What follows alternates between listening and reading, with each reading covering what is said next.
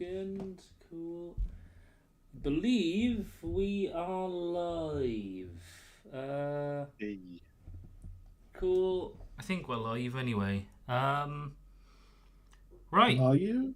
Hello, everybody. You're probably watching this part on VOD because I haven't announced the stream. Wait, there are 20,000 watchers. What do you mean? Well, I can only apologise if that's the case. There's loads of other streams on YouTube, so check those out.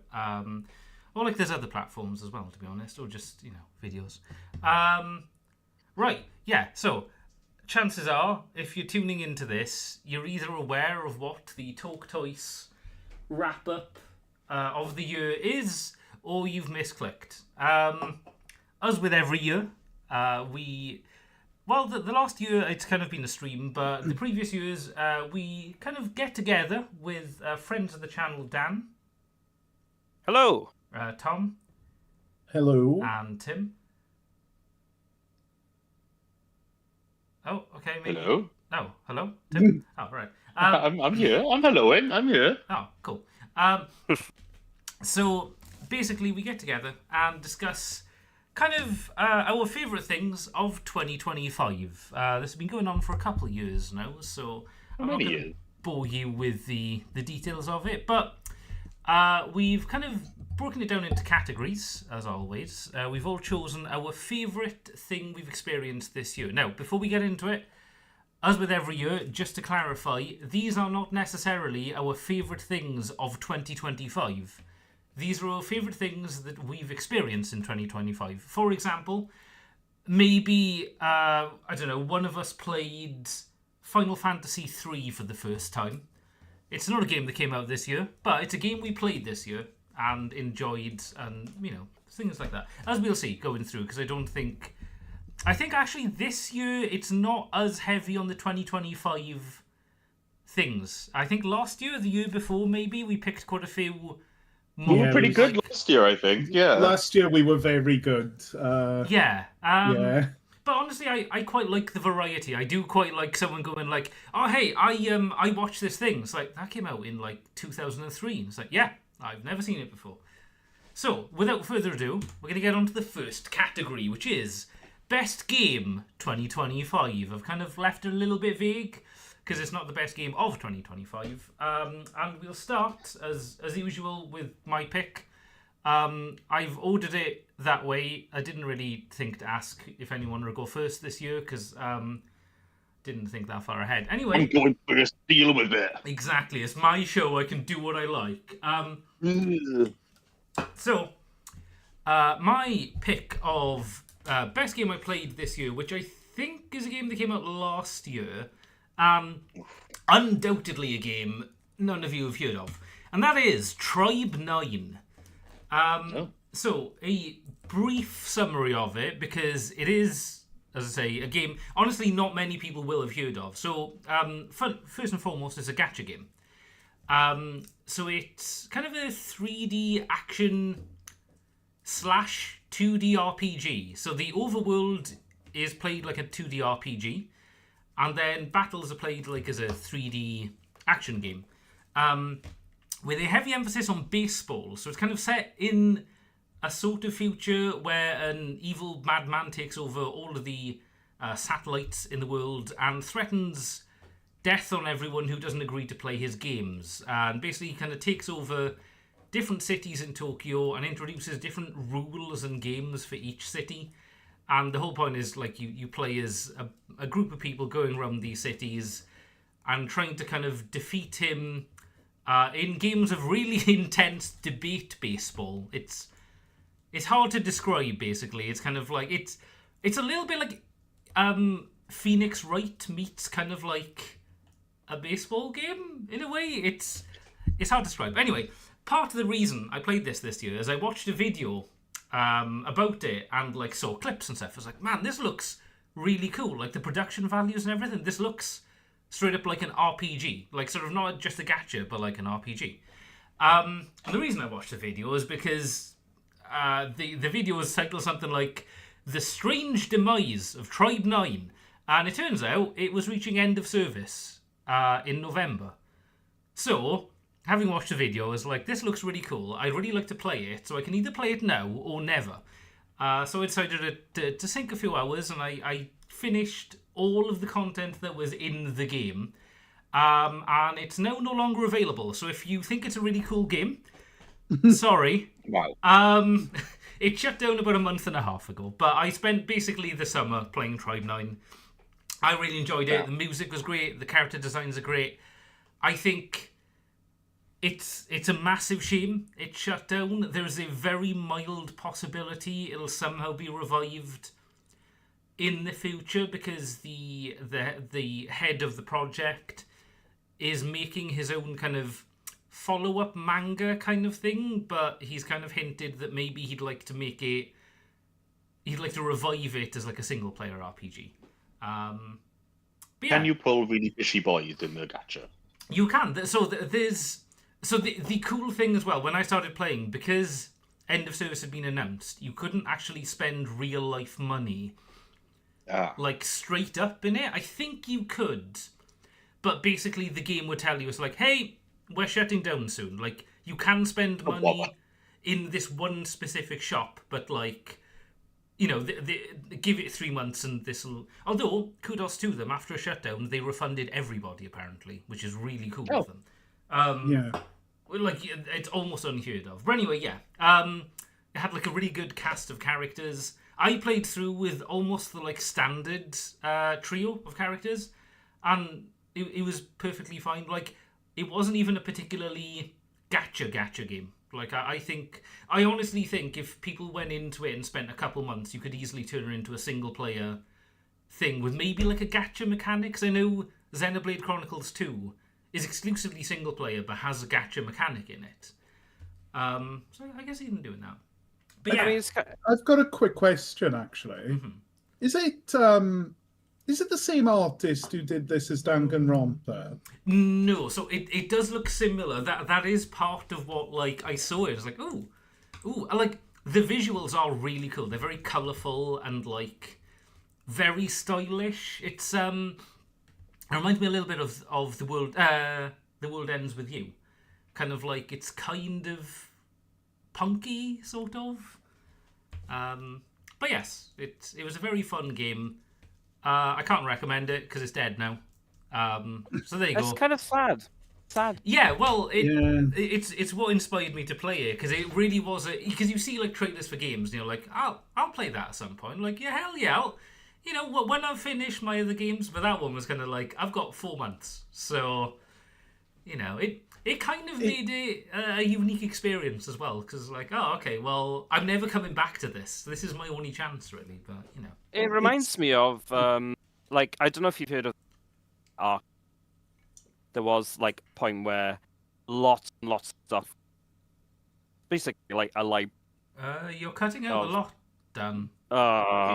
It sounded like you said, I don't know if you've heard of Ark, but there's lots of stuff. Internet Archive. Oh, Internet Archive. Yes. Yeah. Well, anyway, a lot of stuff. A lot of stuff.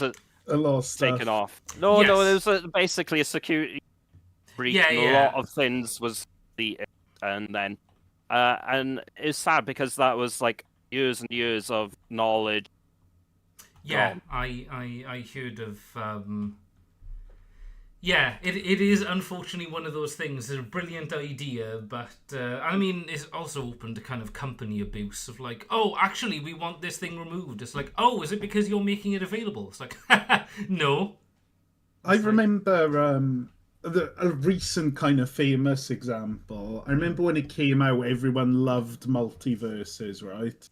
Oh, And then they yeah. kind of like ruined it when they relaunched it because they randomly took it offline and said, oh, the beta's ended. They relaunched it and it relaunched terribly apparently, and loads of bad things were added. And now the game no longer exists. You can't play it. Like something that was so like, if I feel like everyone was talking about it, and now you just can't play it. There's it's not to the same degree, but Infinity Nikki, I think, went through something similar, didn't it? That for the first year or something, like the story, people quite liked it and stuff, and then they updated it to the point where even people who'd played for a year were re-put through a tutorial, and it was retconned, and the story was completely changed, and you couldn't access some of the areas, I think, and the story was straight up just axed, and people are like, what? So technically that also kind of exists in a weird oh, that thing you experienced, it's gone now. You'll never do that again. And it's like, oh, okay. But yes, that's kind of the danger of all gacha games. I mean, back in the day, real ones will remember Digimon Heroes. I think that shut down in 2012, so it's been a couple months. That was a really good game. I was so into it. The good news is, I think a lot of I've heard with lots of old MMOs specifically, there'll be someone who grabs the source code or something, and they'll be like, okay, here's basically a private server. I know for a fact, Wii U games have private servers. You can still play them.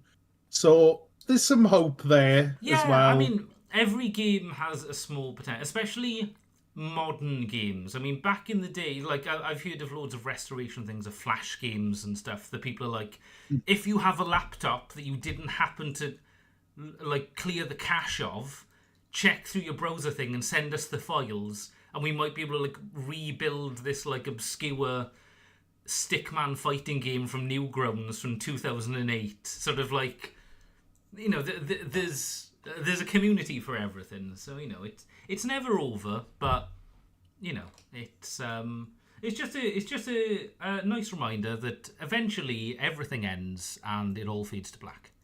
Right, on to Dan's pick.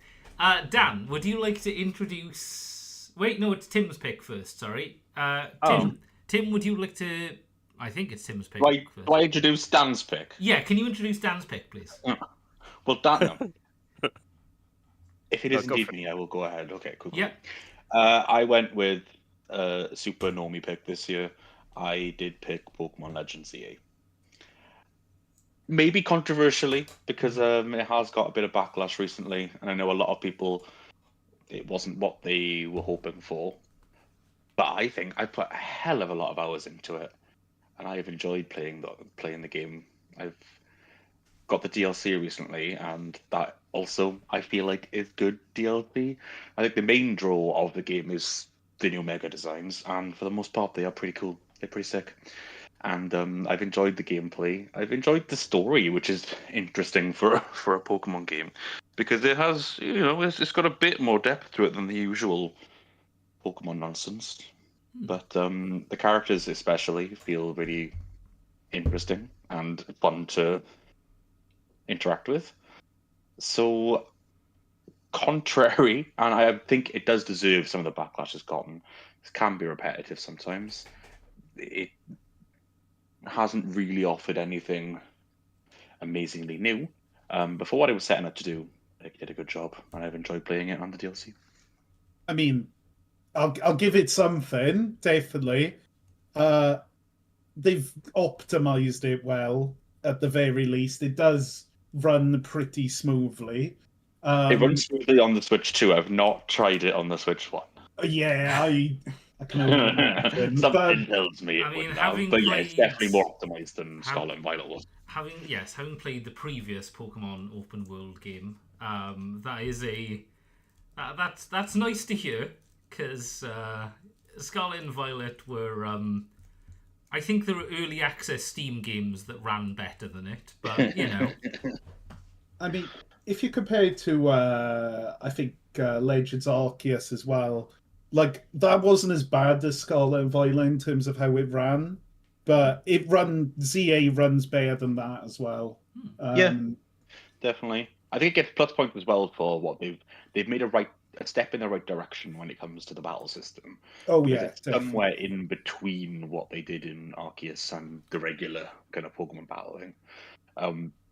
It's almost on the level where it's just regular Pokemon battles, but they're 3D and you actually move in real time.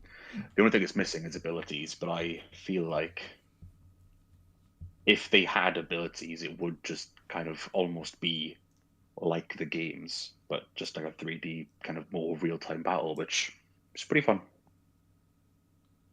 There's a DLC holder. DLC is good. DLC introduced a lot of new Mega Pokemon, which is fantastic. It's had mixed reviews on the way it actually plays. Some people find it a bit too time-consuming, and they think there's a whole donut thing where you have to make specific donuts. I think it's really clever because part of the problem in past Pokemon DLCs or Pokemon extra content is that your team is overpowered, so you're going to be able to just one-shot everything, and there's no challenge. But that's where the extra levels come in, where Pokemon in the DLC can go past level 100, which it's impossible for you to do. But depending on what kind of donuts you make with special berries, you can boost your Pokemon's levels temporarily to over 100. Oh. So it gives you an incentive to kind of actually still have a challenge in battle and use new Pokemon. So I think it did a good job of that. Is this why they had a Mr. Donut collab? Yes, and that dawned on me while I was playing it the other day. I was Ah. like, that's why they had a collaboration with Mr. Donut in Japan, because there's actually donuts in the game. It makes so much sense. That's 10 out of really 10 donuts, by the way. Amazing. Yes, Yeah. Mr. Donuts are. Colonel, my cat, has taken to the blanket we got as part of the That's collaboration as really well. He loves it. It's very soft. Also, can someone check in the background just to make sure the stream has audio? It probably does.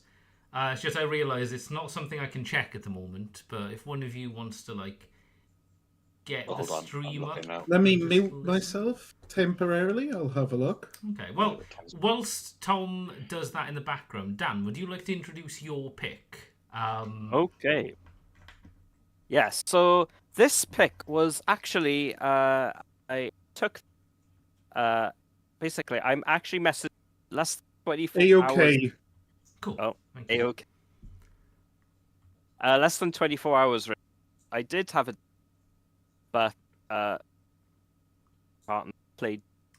You're still breaking up, Dan. Hold on. You're cutting out significantly, Dan. Yeah. I'll move to the slide anyway. Dan, would you like to say the name of your choice at least? Absolute. Hey, there you go. Give us Vodka. It's a really good game. It's a roguelike, and if you love your fan, it's a bit like if you ever remember the old games like Golden. Golden Axe, yeah. It's like that, but with roguelite element. So, if you love Hades, feel I love right Hades. at home. I am a whore. You are.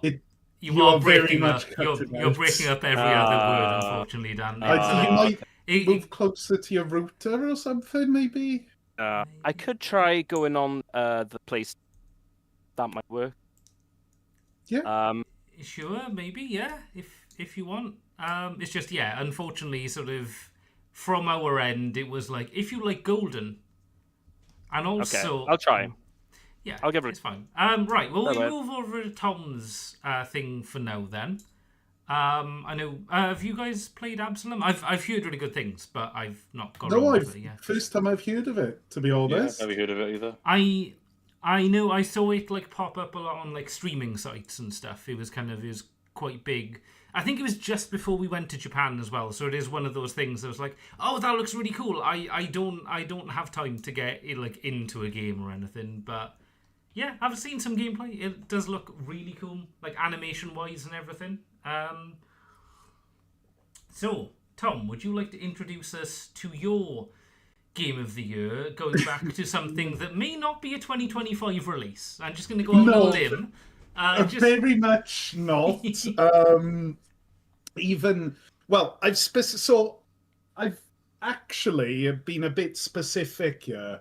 Yes, now, so I couldn't find an image for the very specific thing you mentioned, but you can introduce which aspect of it you're specifically on about. So basically, my choice is actually old school RuneScape, But specifically the Iron Man mode, which you have to basically sign up to when you start.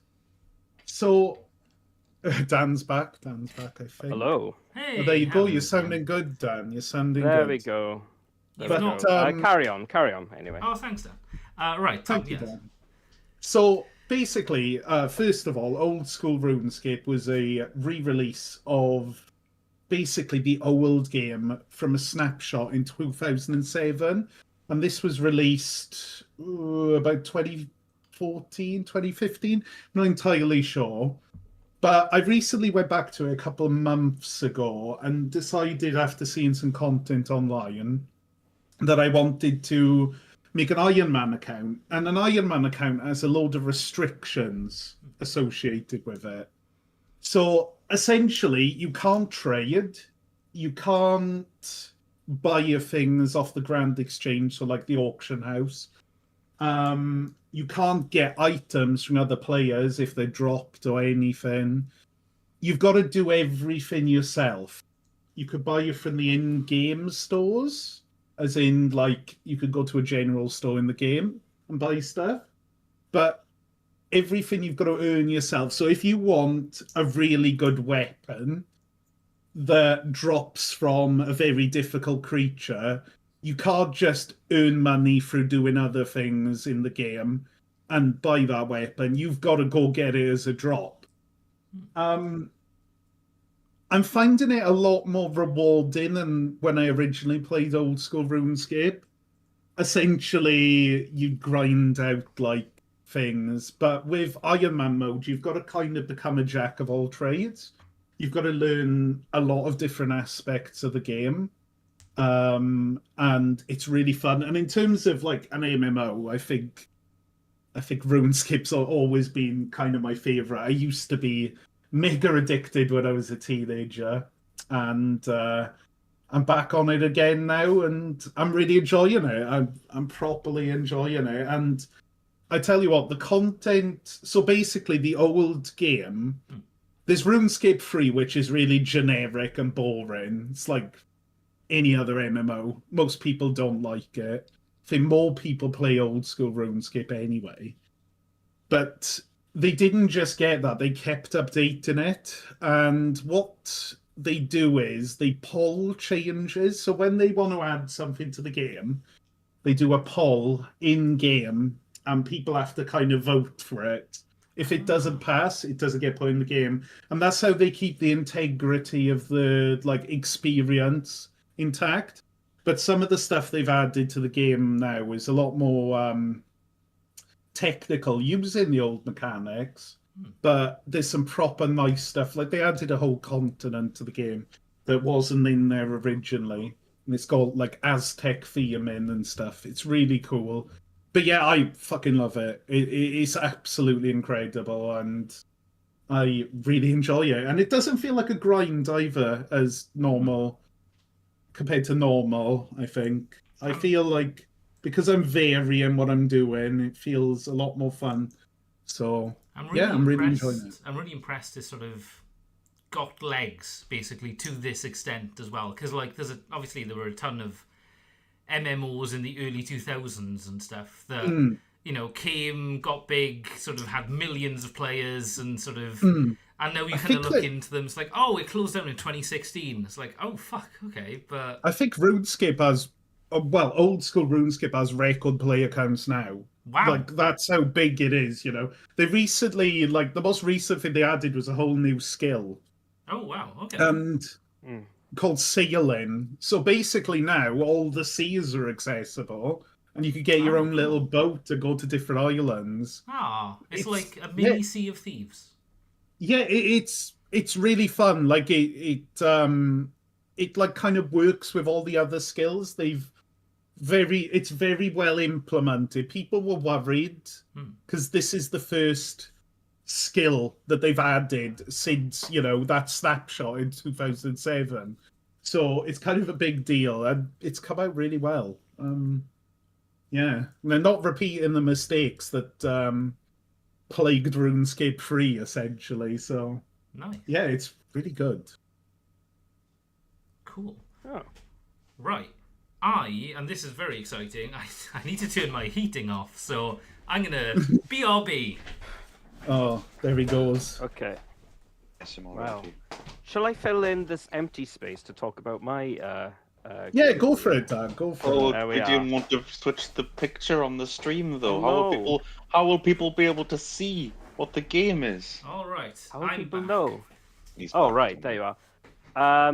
But yeah, Absolum is... We'll go back.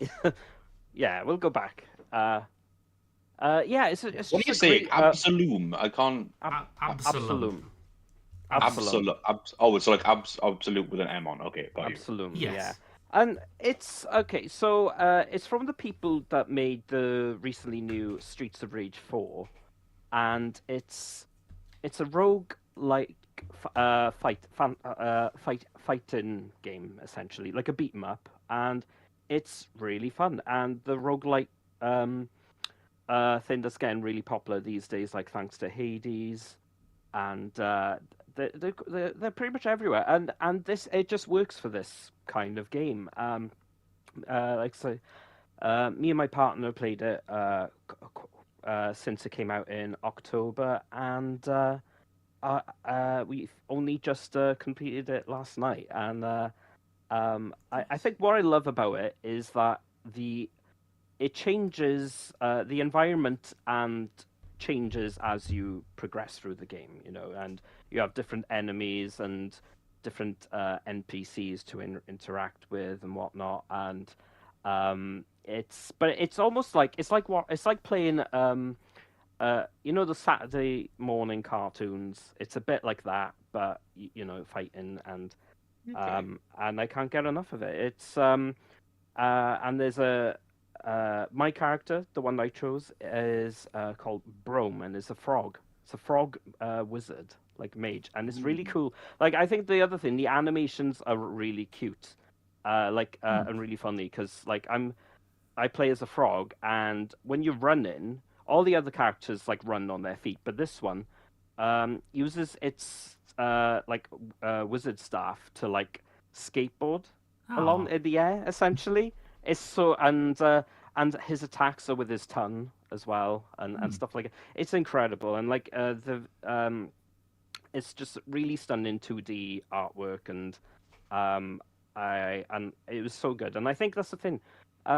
It's like an indie group, and I'm all about the indie games really and supporting them. And I thought, because earlier this year I played Monster Hunter Wilds, and that was going to be my pick, but I was like, you know what, I had so much fun with that, and my partner really enjoyed it as well, and I thought it deserves to be my game of the year. So Could we be seeing one like a beat 'em up renaissance? Because I know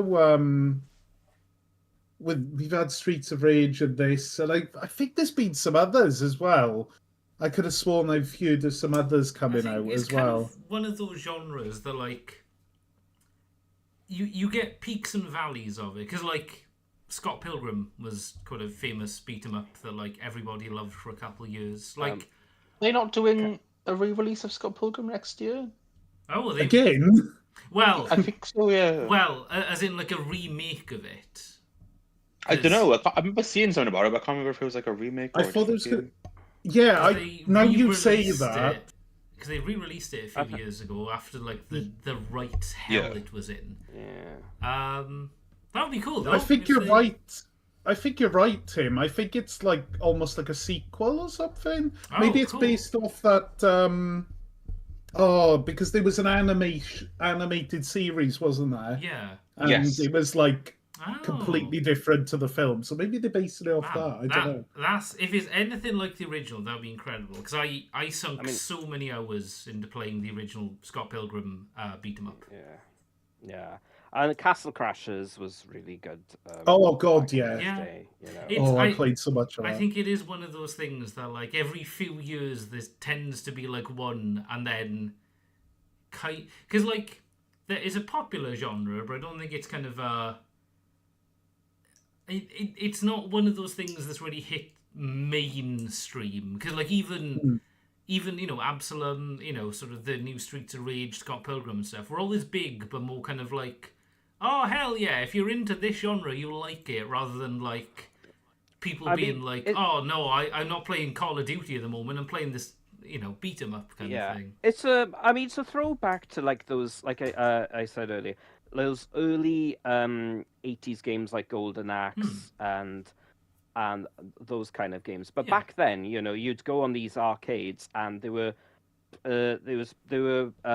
purposely hard in order then to you cough up some more coins to play, and Yeah, that was the sort of exactly. style. And now that kind of genre was like, oh well, that didn't kind of Yeah, it lost didn't its thing translate over time. perfectly.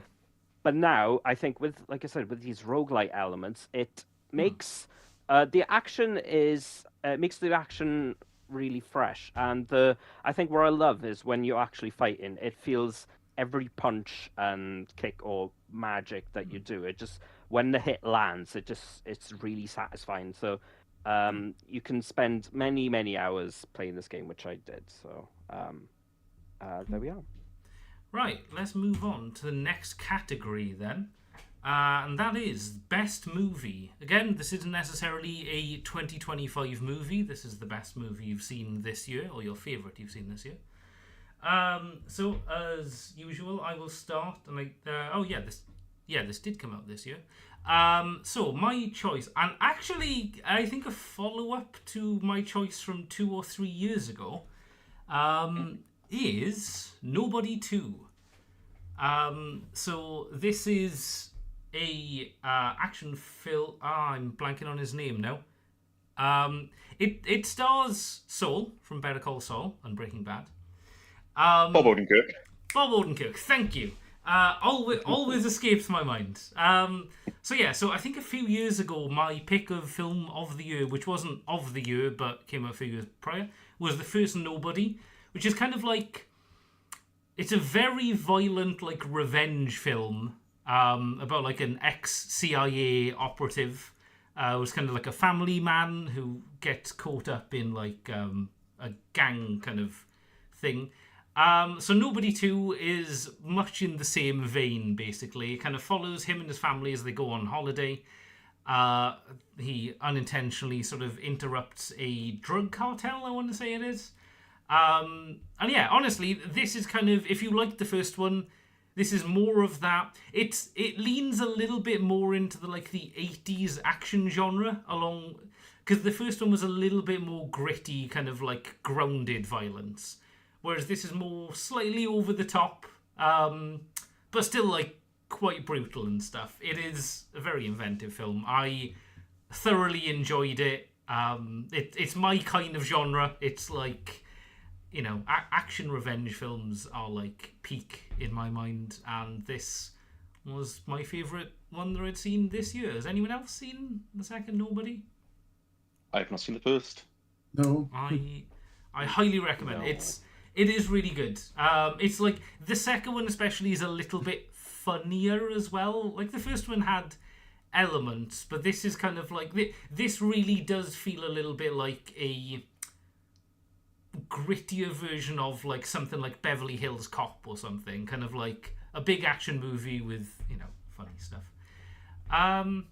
Right, let's move on to Tim, your pick. I already switched to it. Sorry, do you want to? I switched back. Do you want to introduce it? For those with eagle eyes, you'll have already been spotted. Well, there's no point What's saying the now. Everyone already point? knows what it is. My favourite film this year was Weapons.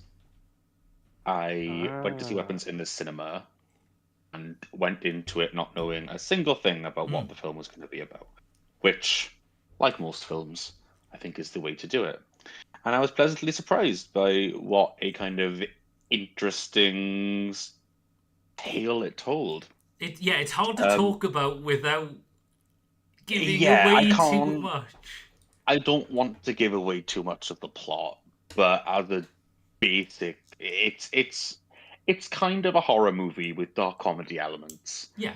The main draw of it for me was the kind of non-linear storytelling. I eat that shit up where you kind of follow one character and then you follow another character and the timing overlaps, and it's little puzzle pieces basically. And when you put it together at the end, it comes to quite a satisfying conclusion. And the other thing I really like about the film is how it doesn't overplay its hand. There's something that it kind of its villain doesn't get brought into the spotlight right away. It's a build up, and by the end, it's a very nice payoff. Yeah, I also saw it. I absolutely fucking loved that the trailer basically explained the first 5 minutes of the film. The posters did the same. There was absolutely none of the thing that I kind of hate about modern trailers, which is like, oh, this is full of suspense. And then, like, midway through the trailer, it's like, by the way, this is the villain and this is what's happening. It's like, oh, okay, cool. Whereas Well, Weapons, yeah. for the first, like, hour of the movie, I didn't know what was happening. Like, you saw the things, but, like, I couldn't work out what was going on, sort of like, whereas a lot of these films will usually be like, okay, here's what's going on, guys, now it's time for the main characters to work it out. Whereas this is Fun just anecdote, like, yeah. when I went to actually see it in the cinema, there's even more of a sense of mystery because about halfway through the film, the lights went out and the screen went black and the audio kept playing for the film, but the actual film itself had stopped playing. And apparently this happened to like every screen in the cinema. So oh, somebody just had to get up and go and ask the cinema people. It went on for like 15 minutes where we could still hear the film carrying on and but we couldn't see what was happening. So then someone went to tell like the cinema staff or whatever, and they put it back on, but they rewound it further. So we watched like the same bit again, but with sight this time. ooh. It was an interesting way to It watch was the like movie. seeing an extra perspective of like a mole who was like Yeah. overhearing the situation but not Mm. involved. I couldn't think of a more appropriate film for that to happen to, really. Yeah. So would you say the horror genre continues to innovate and is because I we watch a lot of horror films between us. I haven't seen this one with you guys. I missed out on this one, It's but kind of a horror slash mystery, I'd say. Like, right, That's okay, the thing. I kind of hesitate to call it a horror film. it's not like what you'd think, because as we all went to see Bring Her Back, it's not like that. It's not. yeah, Not as overtly horror. it honestly it reminded me a little bit of Shutter Island in that, like, Hmm. there was a premise, but the entire movie are kind of like, I don't know where this is going. Like, you can't feel for where it's very subtle. It plays everything to its chest, but like, it's not a mystery the audience works out. It's kind of more of a, we'll show you what happens when you need to see it. Yeah. Yeah. Yeah. Hmm. Right. Let's move on to Dan's pick. Okay, so my best film of the year is Deathstalker. So this is a kind of a reboot slash of the old Deathstalker series back in the 80s, right? But it's been made by the director. I can't remember his name, but he made Psycho Gorman, and his films are very notoriously like the you know it's if you love B movies, you're in for a treat because and if you love Power Rangers and if you love like special effects that are physical and not CGI, this is for you because yeah, I mean for me it's amazing. It's a sword and sorcery film, but you got like over the top like violence and um, the creature designs are also really incredible too. The general gist of the story is you got like this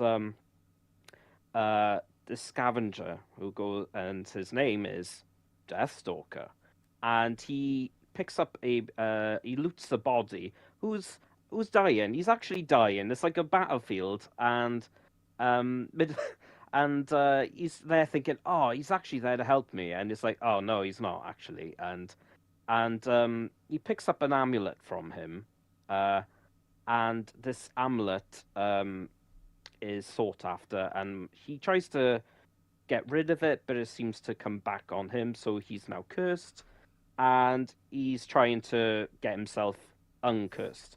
And there's a little wizard in it, and it's voiced none other by Patton Oswalt, who voices Remy from Ratatouille, and he's a bit of a film nerd actually himself. So it's actually kind of for him to be in it is kind of a bit of a big deal, really. And He's also been in every sitcom under the sun.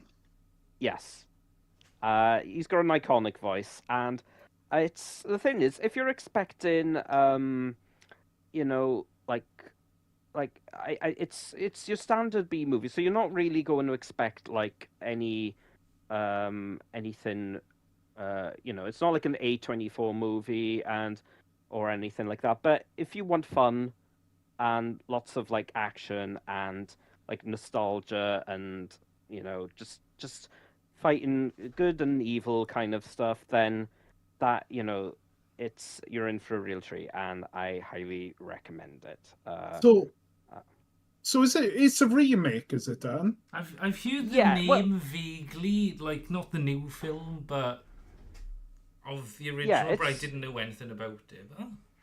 Yeah, it was like the thing was, it was a B movie series as it was, so it's a bit of a cult movie of then anyway. But it was picked up by, like I said, all right, I've got his name. It's Steven Kostanski is the director, and he's known for like in the like mid 2000s.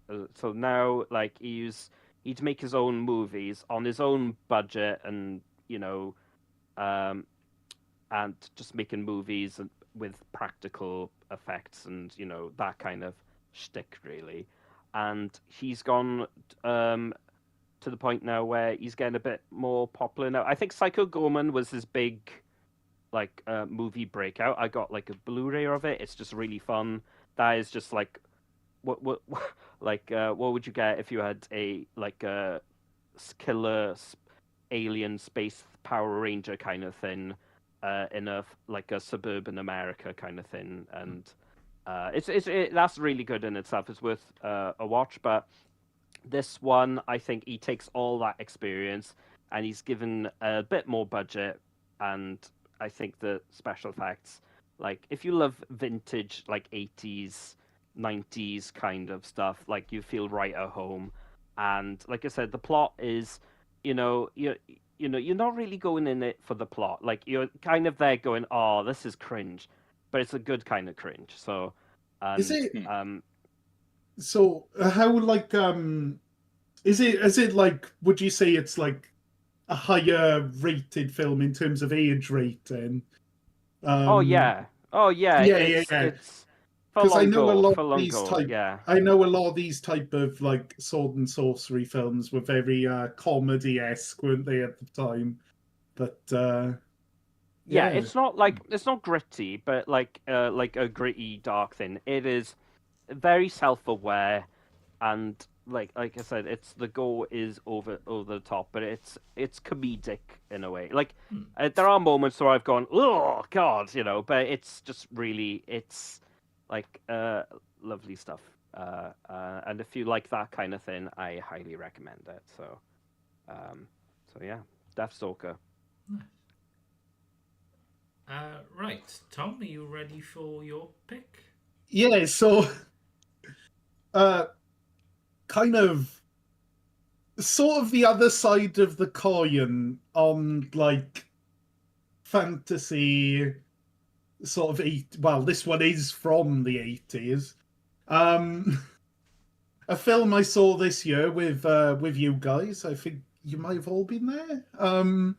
But it's instantly gone to the top of like my favorite films ever. Like it's up there. Is The Princess Bride, which I saw for the first time this year. That's a 2025 release, right? Yeah.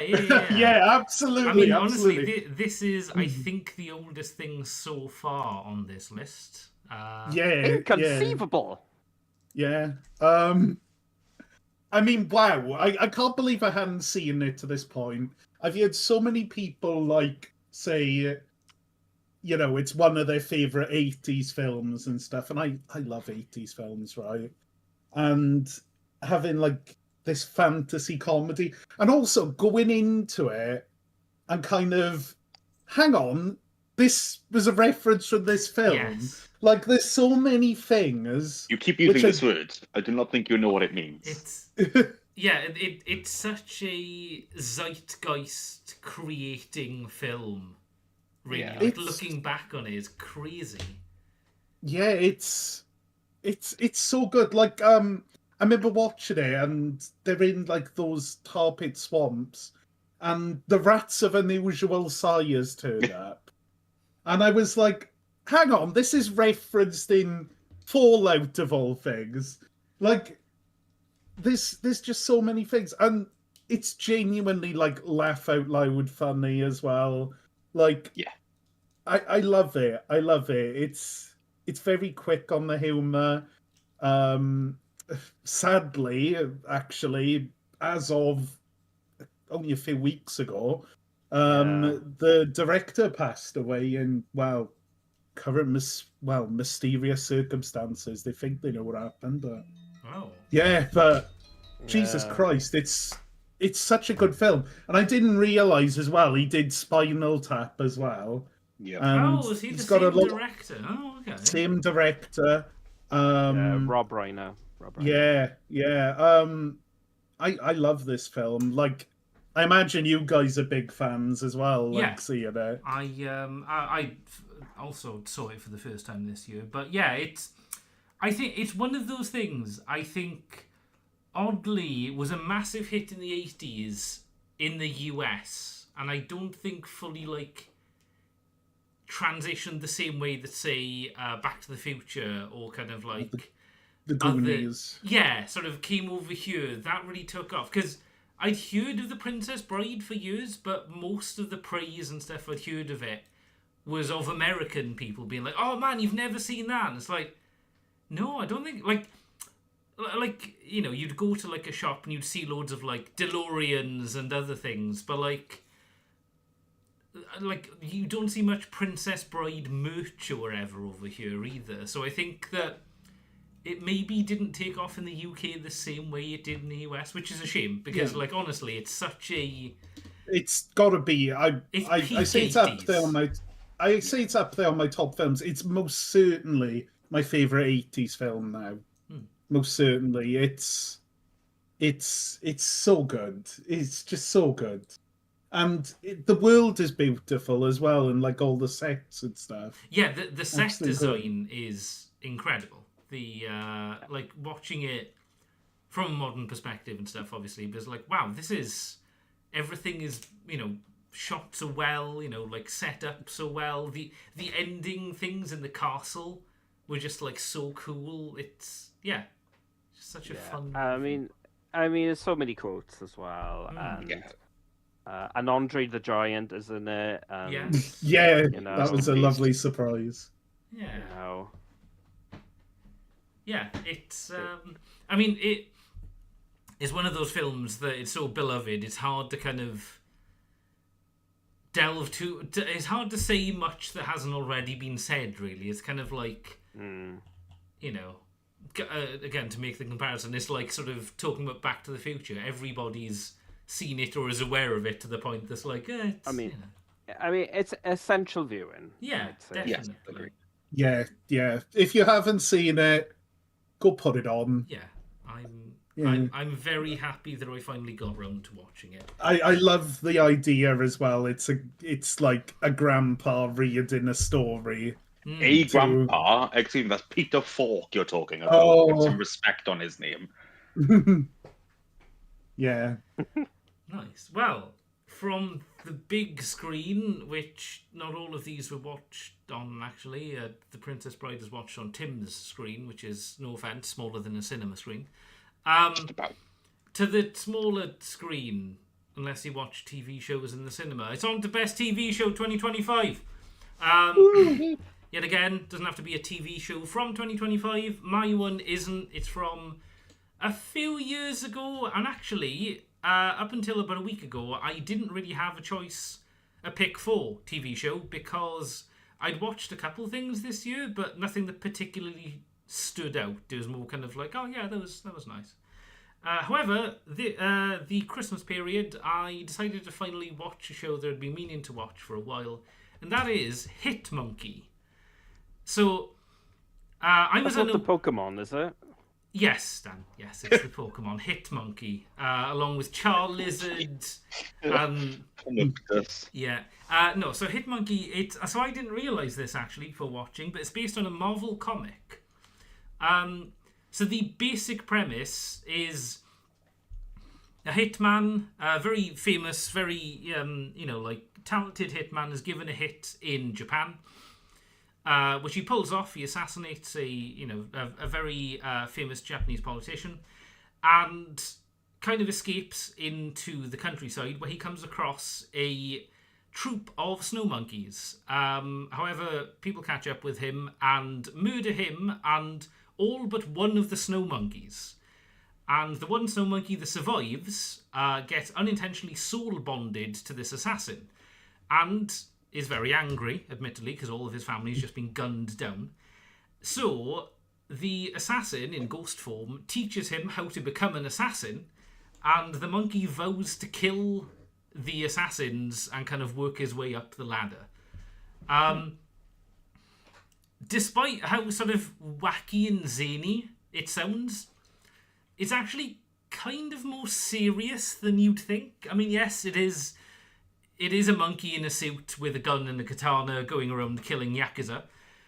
But it's not as, like, flippant as I originally thought it would be. I kind of went into it thinking it's like, oh, this will be like a kind of funny, kind of gory, action romp thing. But I don't know, it's kind of touching as well. It's kind of a weird mix, I would say, between, like, something like Invincible and, like, Archer. It's like, it's funny, and the assassin reminds me a lot of Archer. He's very quippy, he's very, like, chill and casual. But there are poignant moments. The action is, like, phenomenal, incredibly gory. Not what I expected for a Disney Plus series. But, yeah, overall, I thoroughly enjoyed it. I haven't seen Season 2. Season 2 came out, I think, this year, actually, but I will be getting around to that. But Season 1 especially, anyway, I thoroughly enjoyed, and I highly recommend. It's like 10 episodes. It's a very easy watch, Oh, I'll have to check that out. Nice. Yeah, I've never heard of it before, so that sounds interesting. I saw a trailer for it when I first got Disney Plus years ago, and was like, yeah, I'll watch that. And then about 4 years went by. But I was like, you know what? Nothing says Christmas like a snow monkey murdering people. Anyway, came back from looking at monkeys in Japan, Yeah. only to. I mean, these are a different breed of monkey, but No, I think they're the same ones. They're the same ones. Are they? There's only one kind of monkey in Japan. Oh. Yeah. Oh, okay. Yeah. Right. Well, on that note, Tim, do you want to introduce your TV show? There's no segue here. There is no segue. There are no monkeys in my show. The show that I've picked, I kind of picked because it surprised me how much I enjoyed it. I've gone for another kind of normie pick, but I've gone with the Celebrity Traitors. I was not expecting to enjoy this series. I was a firm believer that the way the British have always done it, which have random strangers on the show, and we don't have fucking celebrities on, was the best way to do it. Because America has celebrities on, the Canadian one did a mix, and they're not as fun in my eyes. But I gave it a chance, and I watched it anyway, and I got very hooked from day one. They picked the right kind of celebrities, a mixture of like some comedians and just interesting individuals. And it's kind of a formula that doesn't fail because the show is so interesting watching people actually try to do stuff. And the fact that it was more kind of Britain-centered celebrities rather than big, huge names that everyone would know, I think made it much more of an enjoyable watch. Like the actual process of seeing the traitors get picked Alan Carr was just an awful traitor in the best possible way. I'm not going to Oh. spoil the ending. You find out who the Yeah. traitors are day one, so that's not a spoiler for anyone watching. But the way he played the game was just hilarious. And it really did surprise me that it worked quite well. I still think I prefer the maybe non-celebrity series, but the fact that I was hooked every single week waiting for the next episode, it did the job perfectly, and it was a successful experiment in my eyes. Yeah, well, I didn't Yeah, go on. watch. Sorry, I didn't watch Celebrity Traitors, but generally, I've watched every season of the Traitors up until now. And yeah, it's great. It's great how it plays. You think I usually when you hear like British reality show, and you're like, oh, okay, how good can it be? But genuinely, like the drama and everything that goes on in the trailers is great, and I've preferred certain seasons to others, but it's all very organic, so that's just how it's going to be. You go into like certain people more than others, I guess. But Yeah, and even like with the celebrities, they must have done a good job casting, because even the ones you think you're not really gonna like, in the setting and in the kind of tasks that they give them, you just end up kind of enjoying everyone for their own specific things that they do. So it was well done. It was well cast. it's definitely, I think, with the traitors, you need to go in not knowing anything. I think I found an issue with the traitors is being in work, because Yeah. everyone talks about it the day after, and I have to tell people often, please, please shut up. Spoilers! Shut up. I haven't Because the seen it whole yet, man. because the whole point of it is to like not know what happens, but Yeah, so obviously we know the traitors, but the fun part is finding out if they get rid of the right people and who the traitors kill, etc. So the audience knows a certain amount, but it's still the fun of watching each week to find out how well they do in finding the traitors. oh, it definitely makes you quite vocal as well. Like Yeah. I was watching it, was it the last season with Linda and stuff, and I was Oh, like, Linda. what the, it makes you angry when things don't go right or whatever, or sometimes you do find yourself rooting for the traitors as well. It's yeah, it brings emotions out in me, this show, and Yeah. it's not it's not much they could do with that. Nice. I've only seen the first 2 episodes of season 3 on a plane. Not, Yeah. not the best choice in any regard. There, I will eventually get around to probably starting from the first season, but yeah, it's a cool concept. Season 1 is a banger, right? So Cool. Yeah, it's season 1 is technically- great. Yeah, 2 might be the best. I do intend to actually watch it properly rather than sort of on a small screen on the back of a plane Yeah. seat. Right. Let's move on then to Dan's pick. Okay, so for my best TV show of 2025 is Murderbot. And this is on Apple TV, and yeah, it's basically it stars Alexander Skarsgård, and he plays as a he's like this security android, right? And in the show, he basically hacks his own like control system, and as a result of that, he gains free will, and basically all that he wants to do is just watch TV.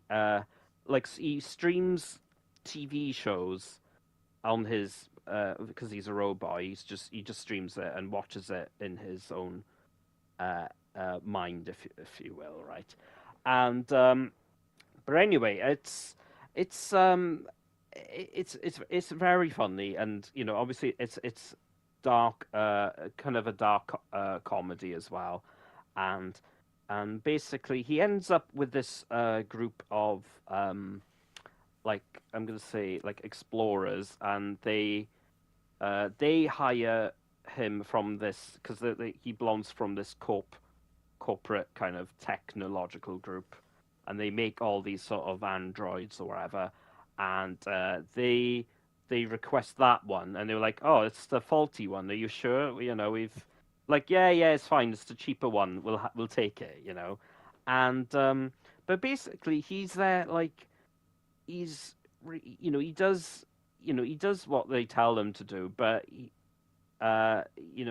all he wants to do is just like watch TV really, and it's really funny. It's really sarcastic, like humor, and I think the general gist is that he's trying to hide his own autonomy, if you will, and from the corporation that owns him, but also from the group, and the group that hire the explorers are kind of like hippies from another planet. It's and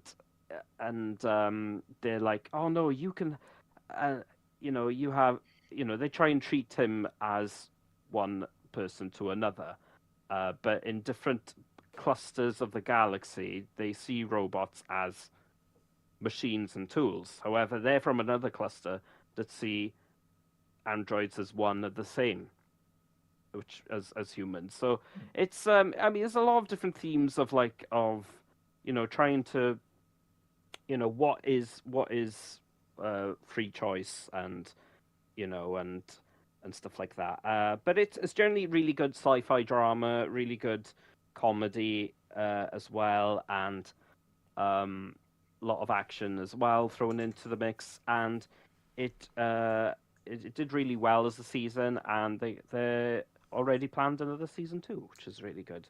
So yeah, it's that was a bit of a surprise for me, because basically my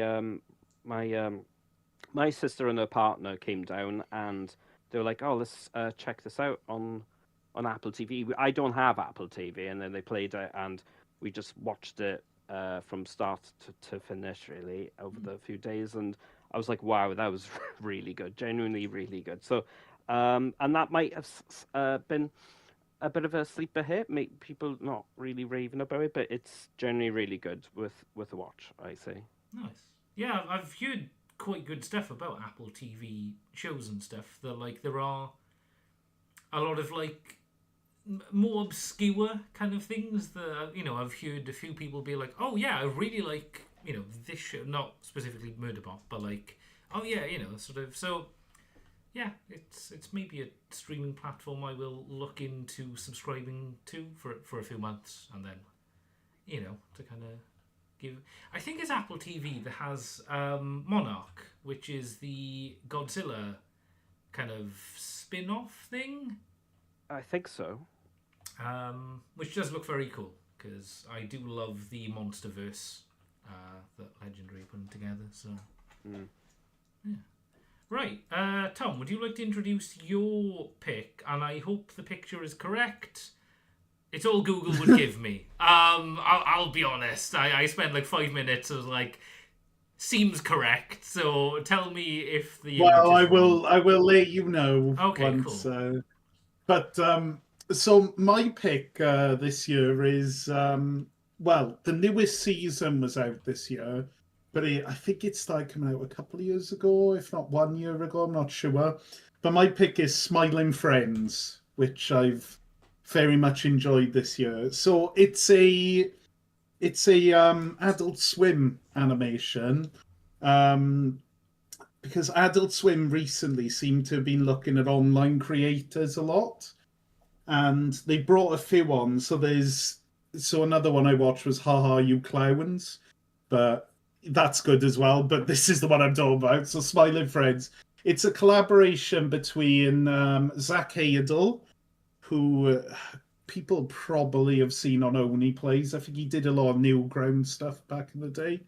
And Michael Cusack, who is I know Tim has seen a lot of these. He did YOLO, and he did Damo and Darren on YouTube, and the image is perfect. The image is perfect. It was the wrong category I was thinking of. Ignore me. I was going to say, it's pretty popular at the moment. Or did you just like where you get like stock footage of a bunch of people smiling at each other? Yeah, no, it's different category coming up. Sorry, I confused these two. It's interesting how it got really popular. So they had a pilot on Adult Swim, and everyone kind of latched to it. Like, basically, it's interesting in that there's two different creators, and one of the things is they both have unique art styles, and their art styles carry over from their regular work. So the show has a completely incoherent art style. Like, everything's like drawn by different people. They often get like guest animators. I forgot the name of the guy, but he does like these rotoscoped kind of parodies of Skyrim.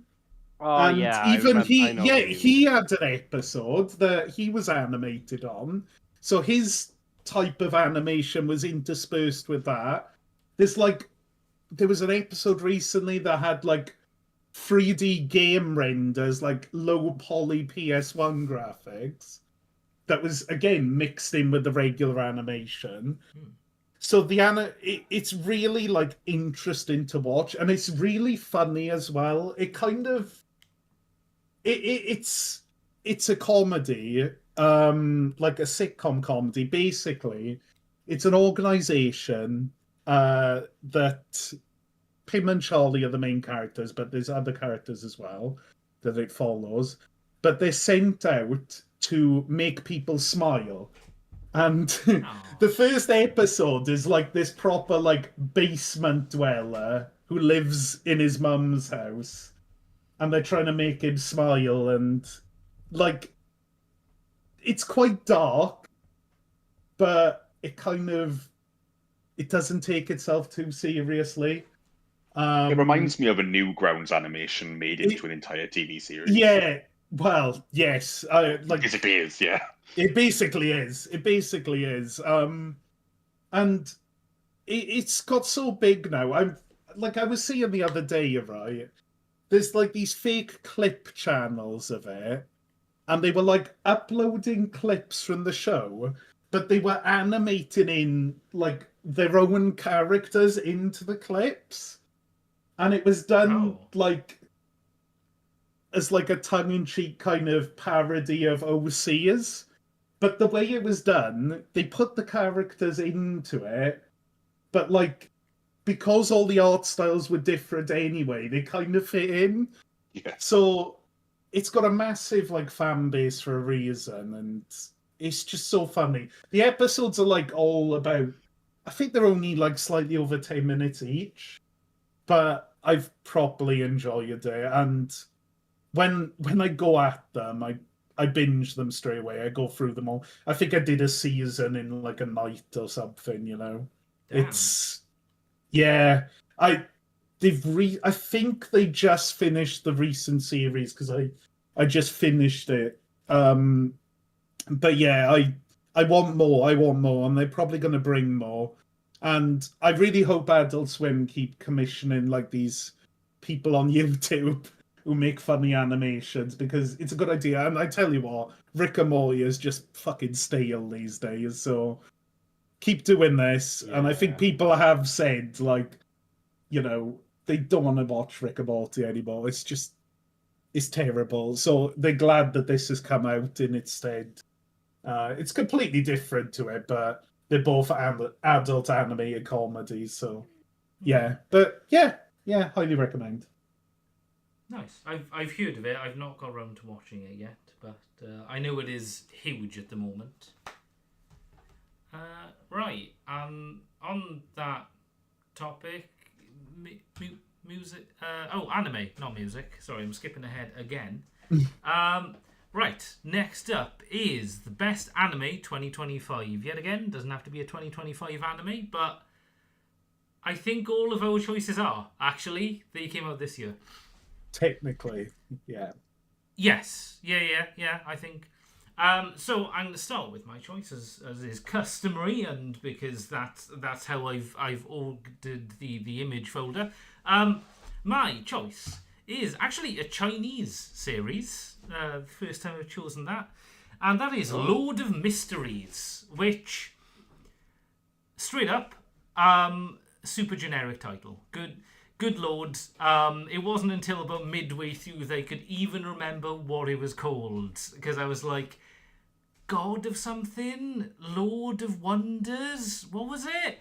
But yeah, despite this generic name, Lord of Mysteries is it's a difficult series to describe. It's kind of, some people have described it as like slightly Bloodborne-y kind of steampunk magic. It basically follows a guy who is sort of semi-isekai'd into a steampunk magic world, except he hasn't died in the real world and brings all of his memories with him, and wakes up one day as a man named Klein, who people seem to know. And Klein seems to be into the esoteric mystic kind of world. So basically, sort of, he looks into the kind of mysticism, kind of tarot, things like that. And you know, the kind of theory is that he did some kind of ritual and pulled over someone from the real world. And so Klein goes on to join a kind of order of other mystic kind of protectors of the realm. Basically, it's a very, as is true with a lot of Chinese kind of like, so this is based on a book series, but the Chinese kind of book series and anime and MMOs and stuff are kind of a bit notorious for being incredibly deep. So there's like an explanation at the start of every episode that each person who kind of contacts the mystic realm is one of 8 different types of kind of like mystics, and they have different levels that they can achieve by doing certain things. It's all incredibly esoteric, so it's kind of, it's not just like gain XP and you'll get to the next level. It's like, no, you must look upon reality and be able to look through the realm of the god cloud and stuff like that. It doesn't really make sense, but it is an incredibly visually beautiful series. It is a little bit confusing, I'm not going to lie. Even at the end of the series, I wasn't fully sure I knew exactly what was happening, because there is a lot of jargon, but it's consistent jargon. I am tempted to read the books, because the books go more in depth to it and stuff. But yeah, I've never seen a Chinese series before, but the budget for Lord of Mysteries is through the fucking roof. There are segments in each episode you can tell where the budget went, because they're just like 5 minutes of balls to the wall sort of action, sort of like really trippy visuals and stuff. Like, oh, that man has just kind of melded into the wall. No, the wall is flesh. No, he's firing some like bolts of electricity. And like, it's hard to describe really. It's worth looking up clips, but yeah, Lord of Mysteries is sort of a series that's very difficult to describe, but I highly recommend to anyone into that kind of genre. Well, I love stuff like Bloodborne and, you know, occult kind of weird horror and as the things that you described. So, yeah, I'll have to check that out. Yeah, it's very... That sounds really good. Yeah, it's very mystical, woo-woo kind of like stuff, but it's so cool. It does take an episode or two to really like flesh itself out until you like really get a feel for it, but yeah, definitely worth a watch. Right, Tim has not seen anime this year, so I told you I rewatched King of the Hill. okay, yes. Unfortunately I've missed that slide. Sorry. There was a new series, wasn't there, King of the Hills? And it is the best anime of all time. There you go. So in that case, we're going to jump to Dan's pick. Dan, would you like to? Yeah. So my pick of the year is none other than the new Demon Slayer movie, the Infinity Castle. I saw this with Red this year in the cinema. We went to see it Uh, for the opening weekend or the week. I want yes. to say. I mean, opening UK week. It'd been out in Japan for months. But... I mean, it was. The thing was, I mean, I was looking forward, but felt a bit underwhelmed by the last The Hashira arc. training arc, yes. Yeah, I mean, it was. I mean, it's not that it was bad, but it was just. But it was just a bit of a. It was bit of definitely a, it was a slower paced series, Yes. but after watching the movie, which is one of 3 movies, It paid off. It paid off. yeah, it definitely. kind of makes sense. If it was a standalone series, it would have been very slow. But I think, unfortunately, it was kind of a necessary thing Yes. of a build-up, because the build-up really does pay off. It's not just there to pad out or kind of be like, let's take everything slow. It's like, no. Yeah, I mean, if I mean, looking at it retroactively now, I can see why they did that, because the payoff, 100% worth it, 100% worth it, because it was, I mean, the fights, just how the animation was just through the roof. It was a spectacle to view, as well as to the plot and whatnot. It really makes sense for them to have made it into a movie as well, because it's such a action-packed part of the plot. It's such like a culmination that I feel like, as a series, they'd either have to make every episode like an hour long, or like cut things in an awkward way. But it was it was a good 2 hours. It was about 2 hours, I think. It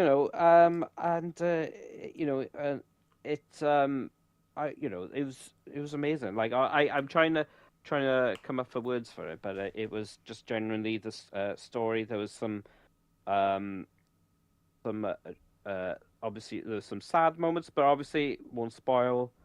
Of course. The good thing about, because typically anime adaptations of shonen series especially do tend to be non-canon or kind of soft canon, to the point where it's like, oh, this thing did happen, but it's got no relevance to the main plot, so who cares? This is not that. This is a full continuation of the series, and major things happen. Major things happen, but it's like I said, the combat I really liked. I genuinely, each moment I was there feeling for Tanjiro and all the friends. It was just it was a tense movie, and then there was some really good shout out moments for certain characters too. It's hard to talk about it and not talk about it, because but yeah, genuinely I think the main giveaway is the animation is stellar. It's some of the best action sequences you'll see on your screen, and the fighting is incredible as well. Just all in all, and I'm 10 out of 10, and I'm looking forward to the next two the next following sequels when they'll release. Who knows? But I'd rather them take their time. Yeah, I think this was such a incredibly animated, like the full package movie, that I'd prefer them take 4 years and make a really good follow up than rush it in like a year and be like, oh, that was alright, I'm pretty sure it broke records as well. Yes, so especially in the West, I think Infinity Castle is now the highest grossing anime movie. I want to say. I think maybe the... Yeah, you're right.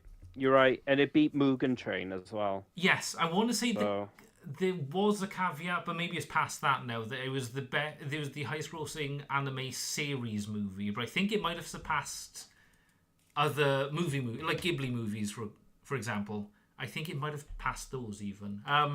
Well, actually, we spoke to a barmaid in Japan who'd gone to see this movie 7 times. So this is like...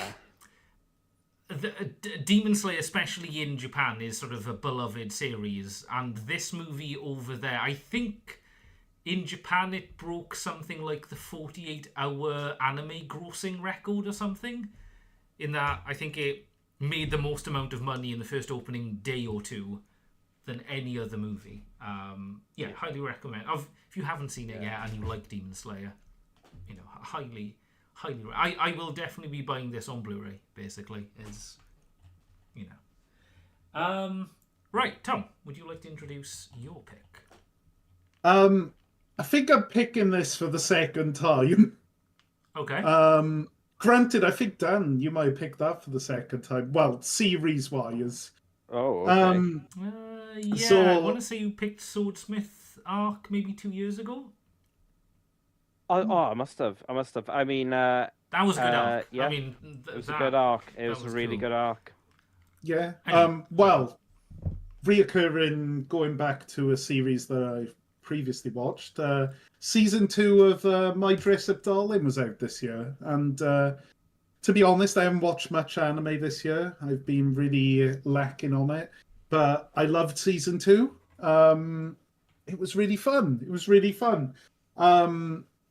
I basically, when it came out, I watched it week on week, completely glued to it. I was waiting, I think, every Thursday it came out. So I was making sure to go check every Thursday that it was up, and I was loving it. I've talked a lot about it before, but just to do a basic sum up, it's a slice of life series about a guy who makes this Gyaru girl like cosplay. It's really wholesome. And really fun like that. I love slice of life series, as I always have. They're just nice and comfy to watch. So yeah, I'm really enjoying it. And it was 3 years since the last series, I think. Oh wow! So I'm going to be waiting. Yeah. I mean, it's extremely popular, and I feel like I'm going to be waiting maybe another 3 years, because the animation on it is really good. As you get with like these, 10 episode series,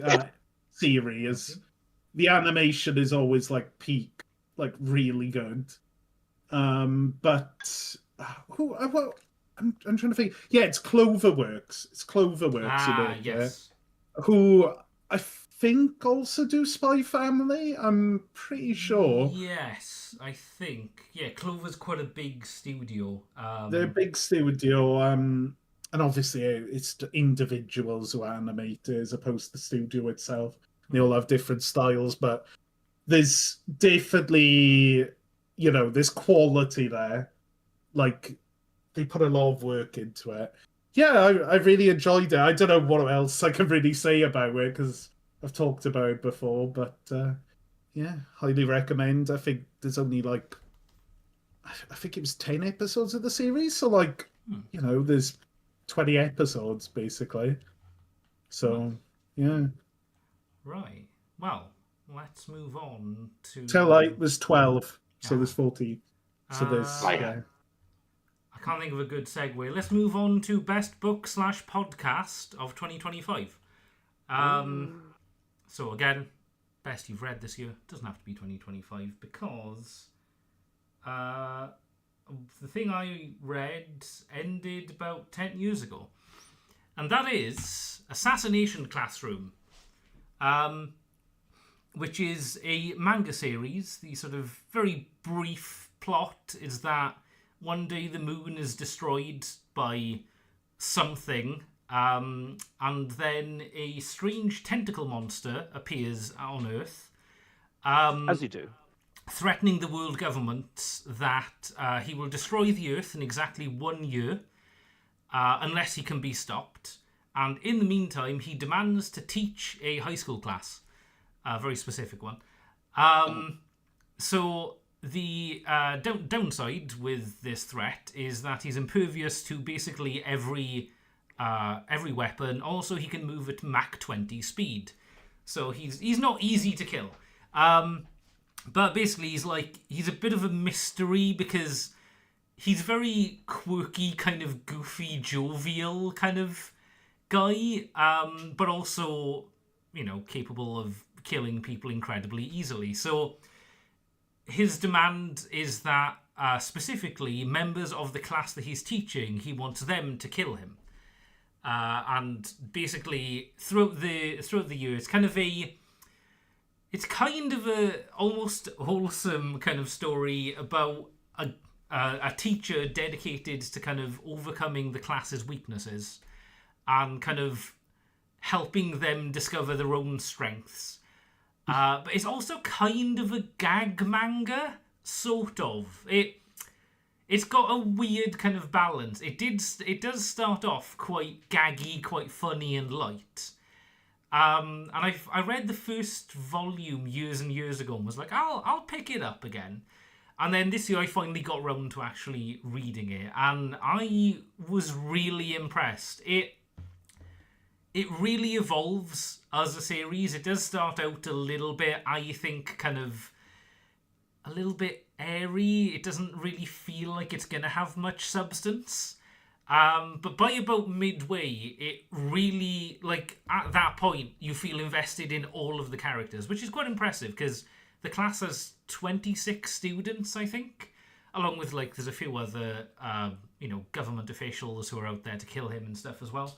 And everyone gets, is really fleshed out and stuff. There are some incredible, story arcs within it. And yeah, it's a really fun series that does develop and go in directions you don't necessarily expect it to. Also, the art is really cool. It's, I want to say it's 23 volumes, something like 180 something chapters, which are 20 pages each. So they're not long chapters. You can easily get through a volume, sort of in one sitting, really. But yeah, I know there's an anime, and I think they made a movie, which is the recap of the series and stuff. I haven't seen those. I've read the manga. I highly recommend it. I really enjoyed. Right. Weirdly, actually, this segue really works. So, Koro Sensei, the alien creature from Assassination Classroom, is known in his default form to have a yellow face. Tim, would you like to introduce your book of the year? Simpsons. I don't need to.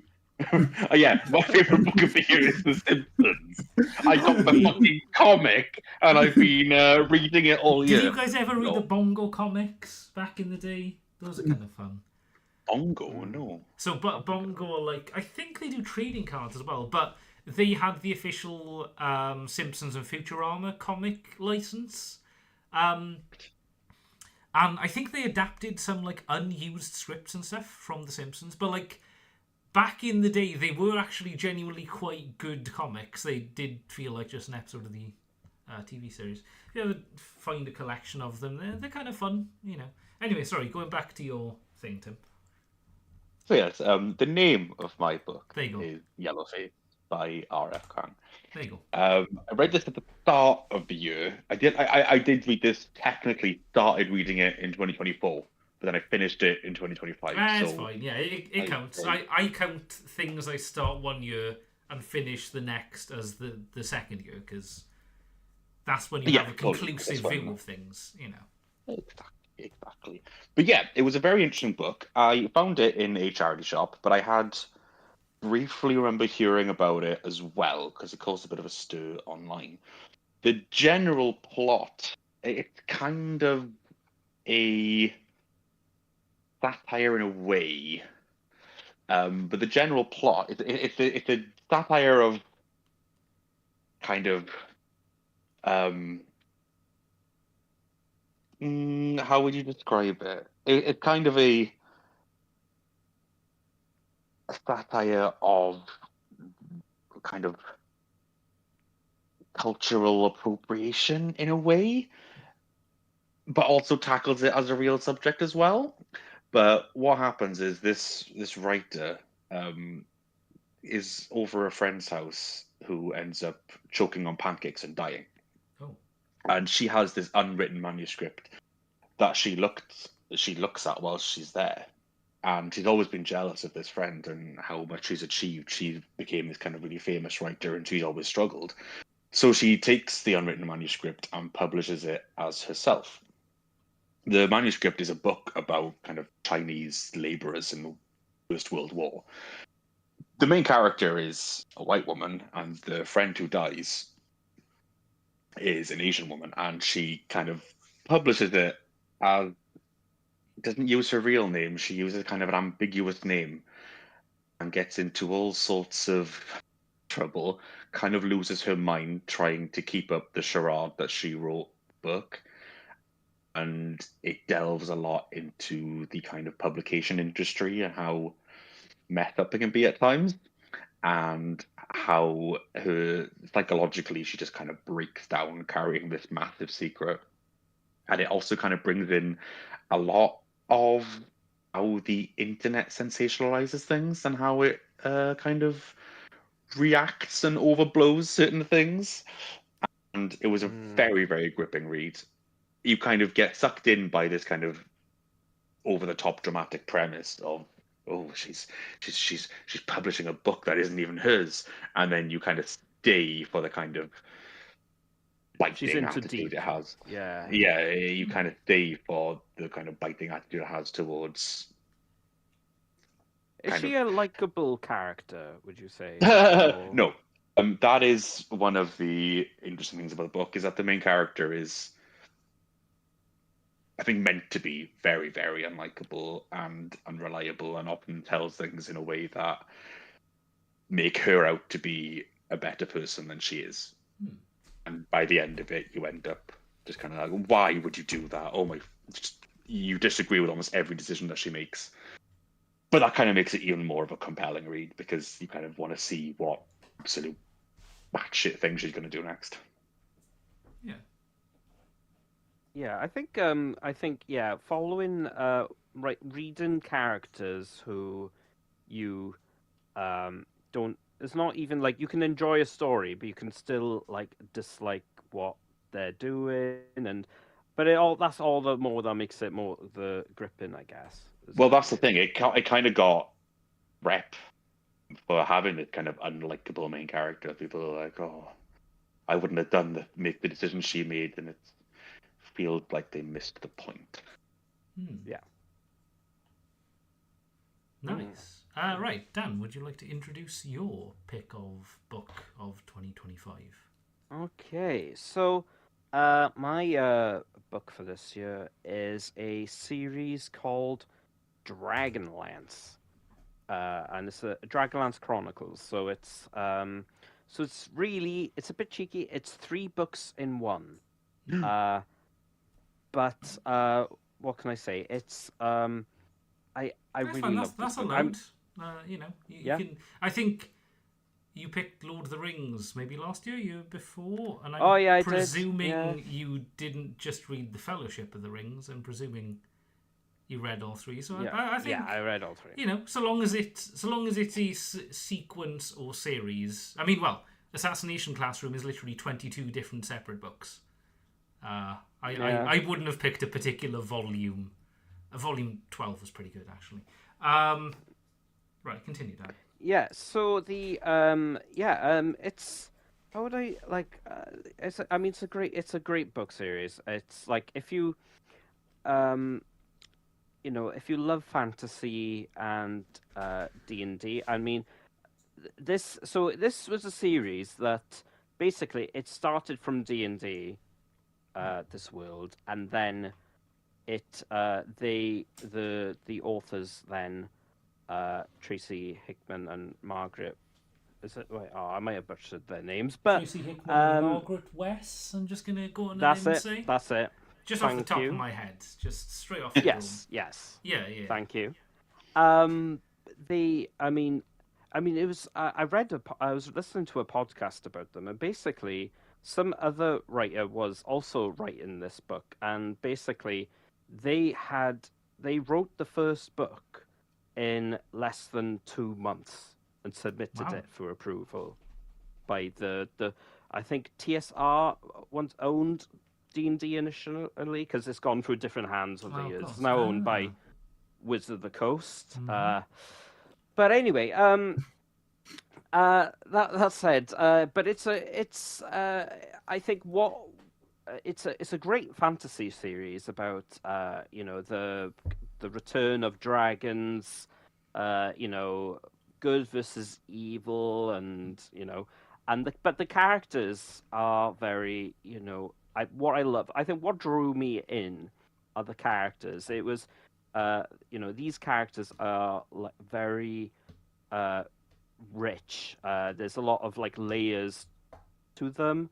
I think rather than your standard, I'm really good, and everything that's evil is bad. Like there's more there's themes of morality that play into it, and because you got a half elf, and his name I'm gonna have to look. Yeah, his name was Tanis Half Elven, and he because obviously he was half elf, and so he struggles with his identity because he feels like he doesn't belong anywhere. He doesn't fit in with humans and he doesn't fit in with elves. And then you've got the two brothers, Ricelin, which is like he's such a cool anti-hero wizard.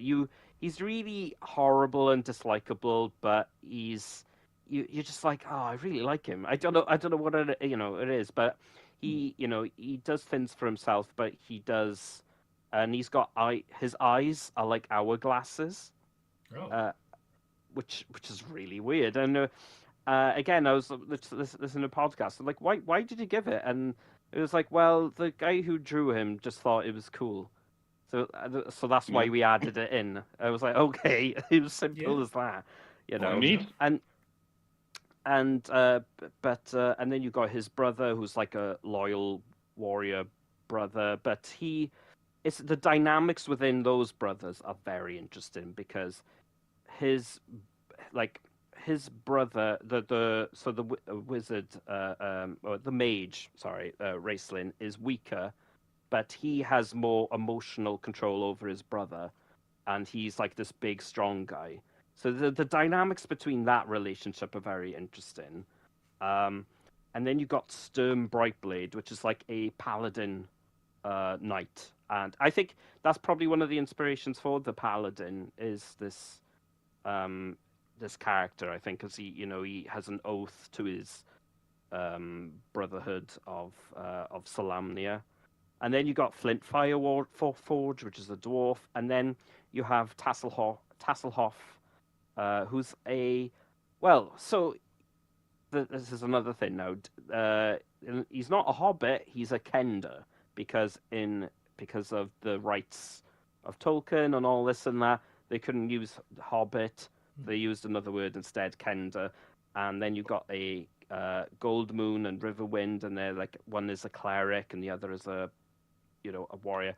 But anyway, they've got all these really, really cool characters, and I think what I loved about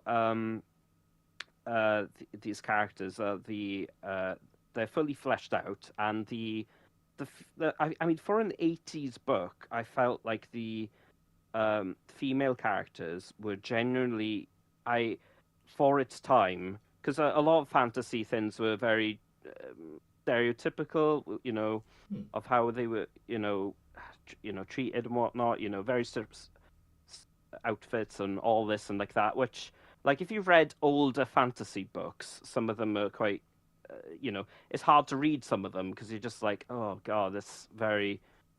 It's not great. But these books, genuinely, you have a woman lead an army and stuff like that, and her rise it's really incredible for that alone. So there's all these different arcs obviously in the series, and there's dragons, and you have like a war, battles with dragons and all this and that, and there's some acid dragons that it's incredible. It's genuinely really really incredible. It's like reading a D&D story come to life, which is what it is.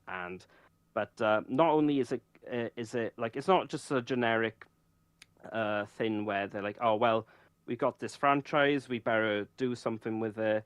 It's generally really well thought out, and it's a classic. And I believe the book, the collection that I've got was published by Penguin, and I think Penguin to publish it, I think that's pretty big deal. So, very worth reading. And I think they've announced another.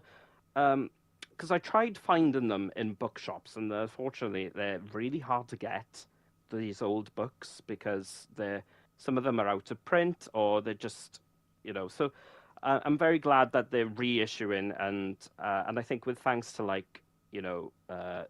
Critical Role and Dimension 20 and Stranger Things that have kind of made D&D more popular. It's kind of given all these other fantasy books come into thing because at the moment I think fantasy is a bit of a resurgence with fantasy in general. I don't know if that's just me, but yeah, it's kind of well, as you say, especially with like tabletop and stuff, it's definitely come back into popularity, I think. Yeah, definitely. So yeah, if you love fantasy, it's worth checking it out. Yeah, that's that. Nice. Right, Tom, would you like to introduce? So this is the one I was unsure about the picture of, I think. We'll see. So I've kind of stretched the category a bit. Because you can't read, yes, we know. I can't read. No, so it was. I listened to audiobooks most years. I haven't actually listened to any this year. So I went with podcast on our category, which is part of it, but I kind of stretched it in that technically there are a load of YouTube videos, but I listen to them like a podcast. So we'll allow it. Sure. Yeah. So I basically picked the videos made by Stefan Milo.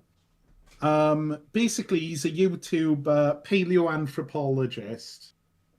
He looks into ancient humans, I say ancient, prehistoric humans, and human evolution, prehistory. And it's kind of a topic that I've really, really got interested in this year. Like, just understanding how we came to be and, like the way we came to, create tools and stuff like that. And how we interacted as well with all these other human species that occupied Earth. Because there's so much going on there. The fact, yes, Red, well done. Hey, okay, cool. Well done. That's the guy. I saw so many like images on Google of just like various different guys called like Stefan thing or whatever, or like YouTube thumbnails of like part of his face. It's like I don't know if that's the guy he's the guy that keeps popping up. So I'm glad it was him. Yeah, he's really good. He's a really likable person as well. He's quite I mean, even in the most recent video, he was talking about previous cases of climate change in human history and how catastrophic they were, and like how we should really care about it now because of how bad it was. Because as humanity, we've bounced back a few times now. We've come near extinction many times, and other human species have gone extinct. We're the only ones left, so there's lots to learn there. But I love he does as well kind of delve a bit more into the ancient history, so a bit later, written history occasionally. But I've noticed his main thing is prehistory with humans, and he always tends to talk about the latest finds and stuff. So if there's something like discovered, like like the fact now, I think a lot of people are talking about humans getting to the Americas a lot sooner than was originally thought. And that stuff is absolutely fascinating because we don't know all this stuff. All we've got are like, you know, bits of stone, and we sometimes we don't even know if those like carved stones were just coincidence or the act of people. And that's really fascinating to me. Yeah. But yeah, he tends to as well go to the places that he's talking about. He's British, but he lives in America. But he often goes to the places, and you get to see it sometimes. Mostly, I have him on in the background and just listen to him on my phone in work while I'm doing my work. But In work? Whoa, no, this isn't allowed, surely. Of course. Nice. Well, I've never heard of him, but it does sound very interesting. It's Yeah. I love it. I'm all for like history and stuff, but I think paleoanthropology has really taken my fancy recently. Yeah. What's his name again? I'll have to check him up. Stefan Milo. So yeah, Stefan Milo. Okay. yeah. Right. Well, that brings us to the next category. There's no segue from this either. That is Best Music 2025.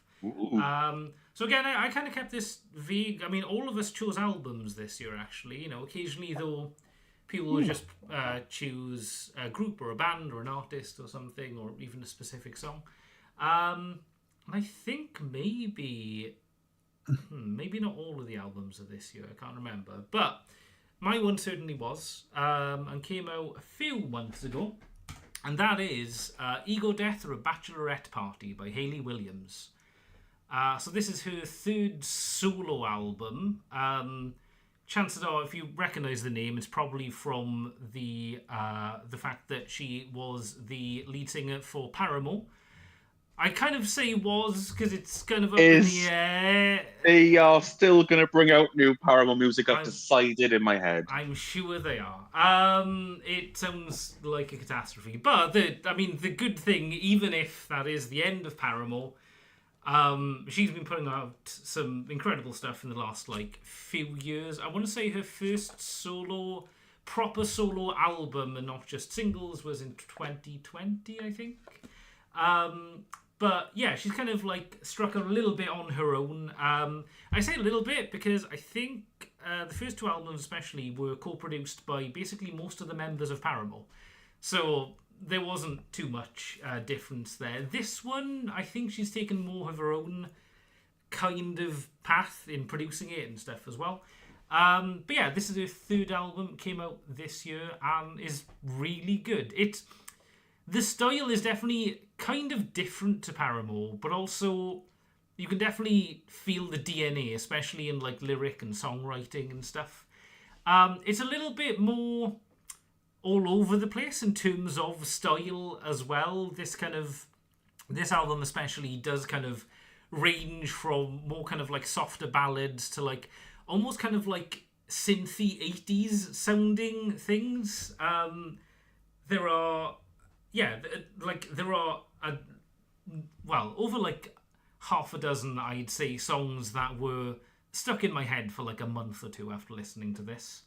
And yeah, I enjoyed this album so much. I actually went to the launch party for the physical vinyl, which was released a month or two after the album. And I picked up, I don't think it's the picture exactly, but I did pick up the limited edition vinyl, which was Sharpie yellow coloured, I want to say. Ooh. I haven't opened it yet because it's a limited vinyl, and I You can see it on screen. Yeah, to open it. I don't know if that's actually the colour of the vinyl or if that's the regular vinyl colour, but anyway, yes. It's very cool. Got limited poster and stuff as well. And I enjoyed the album so much that next year I'm going to see her perform in the Ego tour twice. So that should be pretty cool. But yeah, it's nice to know that she is still going very much strong as well, because I loved Paramore back in the day. Riot and Brand New Wise were two incredible Bangers. albums I listened to countless times, really. And yeah, she's still got it. Her voice is still like incredible. Yeah, she's done like some really interesting collabs with people as well. But yeah, if you've not listened to it, highly recommend. I think it's a very it's quite a like, chill album, but you know, easily my pick of the year, I will say. Right, Tim, would you like to describe your pick next? Certainly. My pick of the year is the gayest possible pick, I think. My pick is Mayhem by Lady Gaga.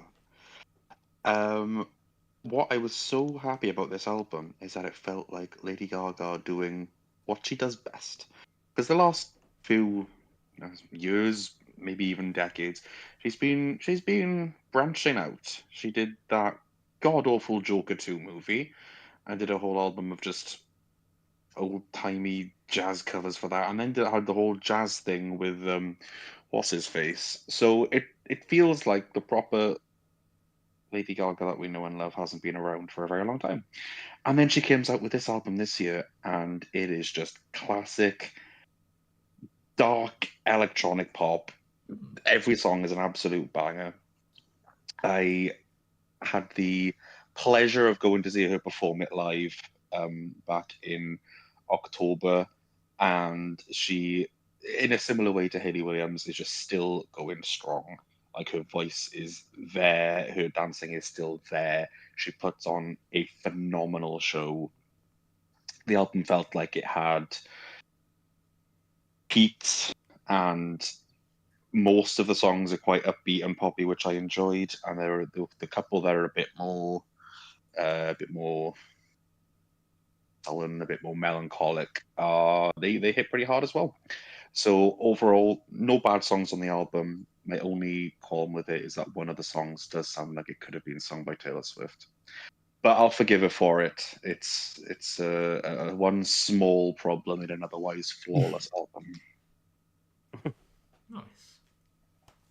Well, Bad time to say that Dan picked. Wasn't Dan obviously the picked Taylor Taylor Swift Swift. album Yeah. this year? Yeah. Good thing I like my friends can. Oh, I'm sorry, Also- Rid. Your account's gonna get targeted by Swifties now.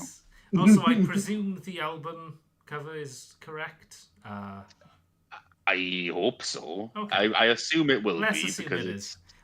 It doesn't say the name of the album on the cover that I can see. It's but... like smashed glass with Yeah, the things. Okay, Yeah. cool. Anyway, There Dan, you would go. you like to introduce your choice? Yeah. So my album of the year goes to Geese. There's an album called. I'll start that again. The band is called Geese, and the album's called Getting Killed. Mm-hmm. And I mean, I don't it's- like geese, but Yeah. Well, I wouldn't kill them, you'll change your mind after this album. So before I start talking about this, a few months ago, I went to see a band with my partner in Bristol, and we were in a pizza restaurant called Renato's. Great pizza, and they do Detroit style pizza, excellent stuff. But anyway, so I was eating this delicious pizza, and then I was hearing this music, and I was like, "Oh, this is the voice was very kind of unique. It was a unique voice, and I later found out that this artist was called Cameron Winter, right? And I genuinely really loved the songs. It was his voice is so unique, and I just got I think he's just a fascinating musician right now, and that is his solo work. But his band, which is called Geese, released their album in September, and I listened to it, and I was just floored by it. It is incredible, incredible music. It's I'm trying to like how trying to describe Geese. It's like, what if you had I mean, they're so unique in their own way, but I think the closest way I could describe it is, what if you had the Strokes and you also had Radiohead and you jumbled them all up together, and you had some with New York punk bands, post punk bands of the like 70s, and yeah, that's what you get. It's really good, and the thing is, the music is very you would think that, I've thrown all these sort of genres together, and it that they're are no one can get into that, but I would say they're very radio friendly as well, like genuinely really good um songs that catch your ear, and you're there going, "Oh, I want to listen to all of this." It's really good stuff. Um, like the first song is called Trinidad, right? And I'm saying this because for a while I thought he was saying, "There's a bug in my car," and he's yelling this, "There's a bug in my car." Well, I found out it's not bug, it's bomb. But I still always find that funny because I laughed out loud when I first heard it, and I thought, "There's a bug in my car," It's that, but that's a great song. But Cobra, I really love Cobra. It's like one of some of the lines are just, oh damn, that's such a good line. Where one of the is like, "Oh, you make the cobras dance, but not me," or something like that, and it's just like, oh, I really like that. And then Husbands is a really good one. Taxes, really good stuff. Or honestly, a lot of like ballads as well. And he's Cameron Winter plays piano as well, and that is really good. As his piano skills are incredible, and the closer to the album as well is I think probably one of the best closers to any album I've heard in a very long time. Uh, it's just all banner, no filler. I would highly recommend checking them out, and um, yeah, beautiful stuff, beautiful record. Yeah, Geese Getting Killed. Go listen to it. Nice. Right. Tom, would you like to introduce your pick? Yeah, so my pick is the new Sabaton album, Legends. I really like Sabaton. I've liked them for a long time. They basically make songs based on history. Now, for a few albums, kind of for a while now, they've been focusing on World War II in terms of like these historical songs. Yeah. They've done a bit of World War One as well. But they've kind of gone back now to what they did a bit longer a time ago, and they're doing more older history now. So Legends is basically every song is based off an event or a particular person in history, and they range from basically, I think some of them are like ancient history, Rome. There's a song about Hannibal crossing the Alps. Oh, cool. There's more recent stuff. There's one about samurai that was really good. Oh, I've heard that one. Yes. Yeah. Yes, yeah, the Duelist, really good. Yes. There's an absolute banger about Knights Templar, basically about like the Templar basically being disbanded for being corrupt. Well, according to like the French royalty, at least. Yeah, it's got some really good songs on it. I'm really enjoying everything basically Sabaton have put out so far, and this is another banger, I think. I'd love to see this one live again, because I know me and Ridian went to see them live a few years ago now. Yeah, they were really And good. What a show. they put on a good show. They put on a good show. Like, they get the pyrotechnics out. they had a tank on stage, and like, yeah, it was incredible. I think it snowed Yeah, in yeah. like the arena at one point. They used like fake snow. They had a fake gas attack as well on stage. Yes, yeah, there was a flamethrower. I think. There's... Yeah, he shot. I think he shot a bazooka at the tank. Yes, he shot a bazooka at the tank, which had a drum kit on top. So much was going on.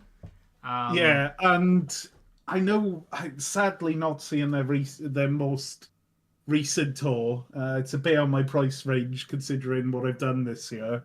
But like, I know now they've got an orchestra behind them. So I think next time they go on tour, I'd love to see them with an orchestra as well. That would be cool. Because it's kind of well, they're kind of power metal. I think they reject the label. They actually rejected. They've said, "Oh no, we're not really," but like they've got a lot of like orchestration behind them and stuff. I think that's the closest genre you could place them in to describe them to someone, though. Yeah. They're probably. I'd say Sabaton are definitely like probably my favorite metal band. That's going quite far maybe, but yeah, I really like them, and this new album's a banger. So I have not highly recommend them. I've listened to some of the singles. I meant to get around to listen, but I do intend to listen to it. They've done it's got some good music videos with it as well. I think I saw the Templar music video, and like it had the whole band in armor and stuff, and it was in a castle, nice. Like proper set.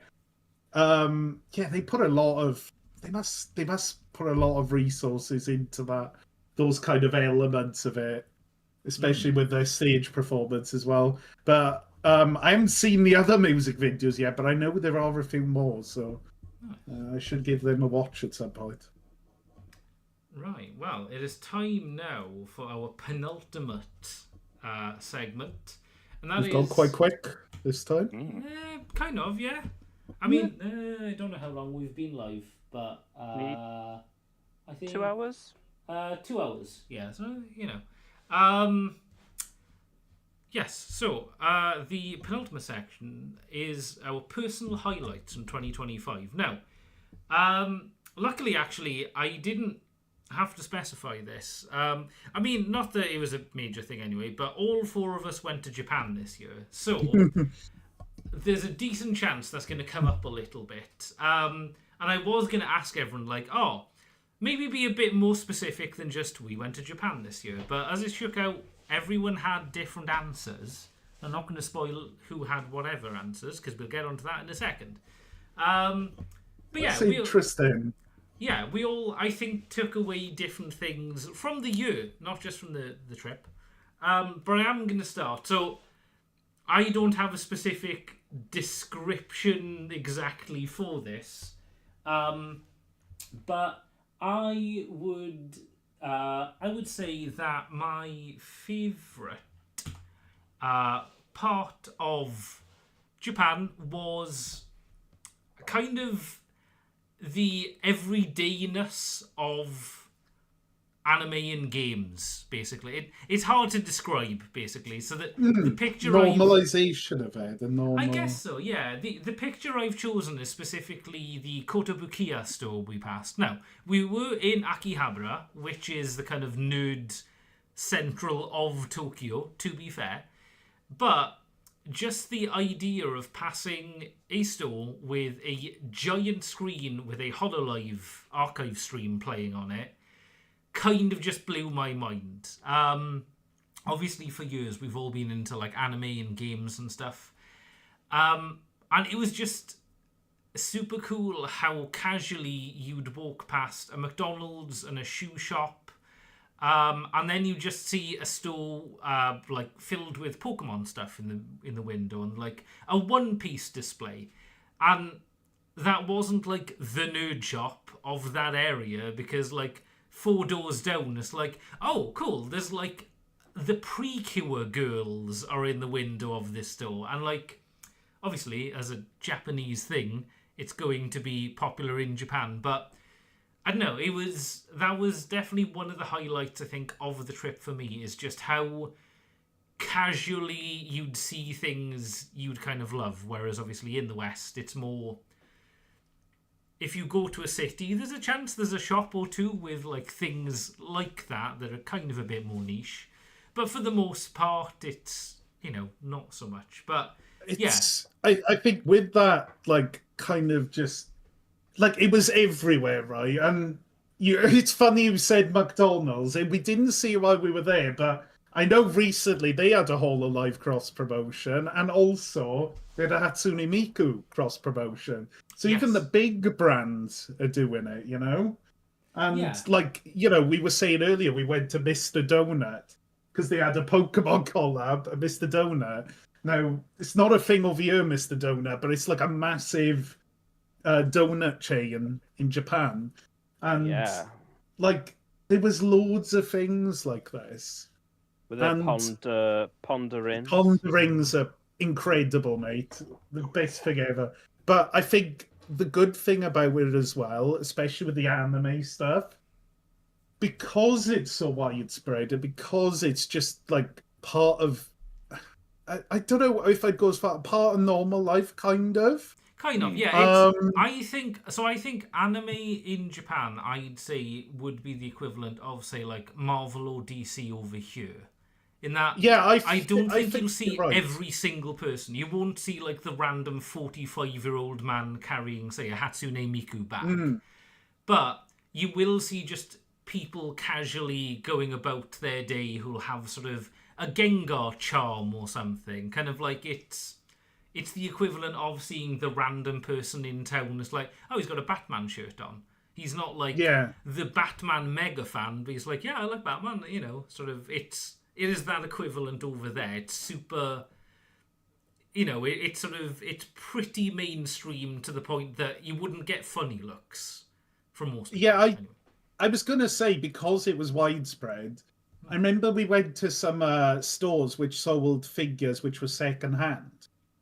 And we went to these stores and we were seeing ridiculous prices. Like, when in the West, right, if you want a prize figure, you're going to spend like 25 quid.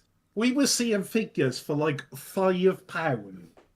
Like perfect condition figures for £5. To mention one of my videos, actually, my Japan haul video, there was a Korean game... Which you should all watch. Yes. There was a Korean game statue that I really liked of a Licorice Recoil character in like a spooky pumpkin outfit. And I was like, oh, I could spend some money on this Korean game. But I was like, no, I don't know if I want to drop like loads of money. And then I saw in a second-hand place, fully boxed, unopened for £6. Which just mind-blowing. Like, there's nowhere in the West you would find that unless it was literally like a car boot sale of someone clearing out their like. What was the name of that store?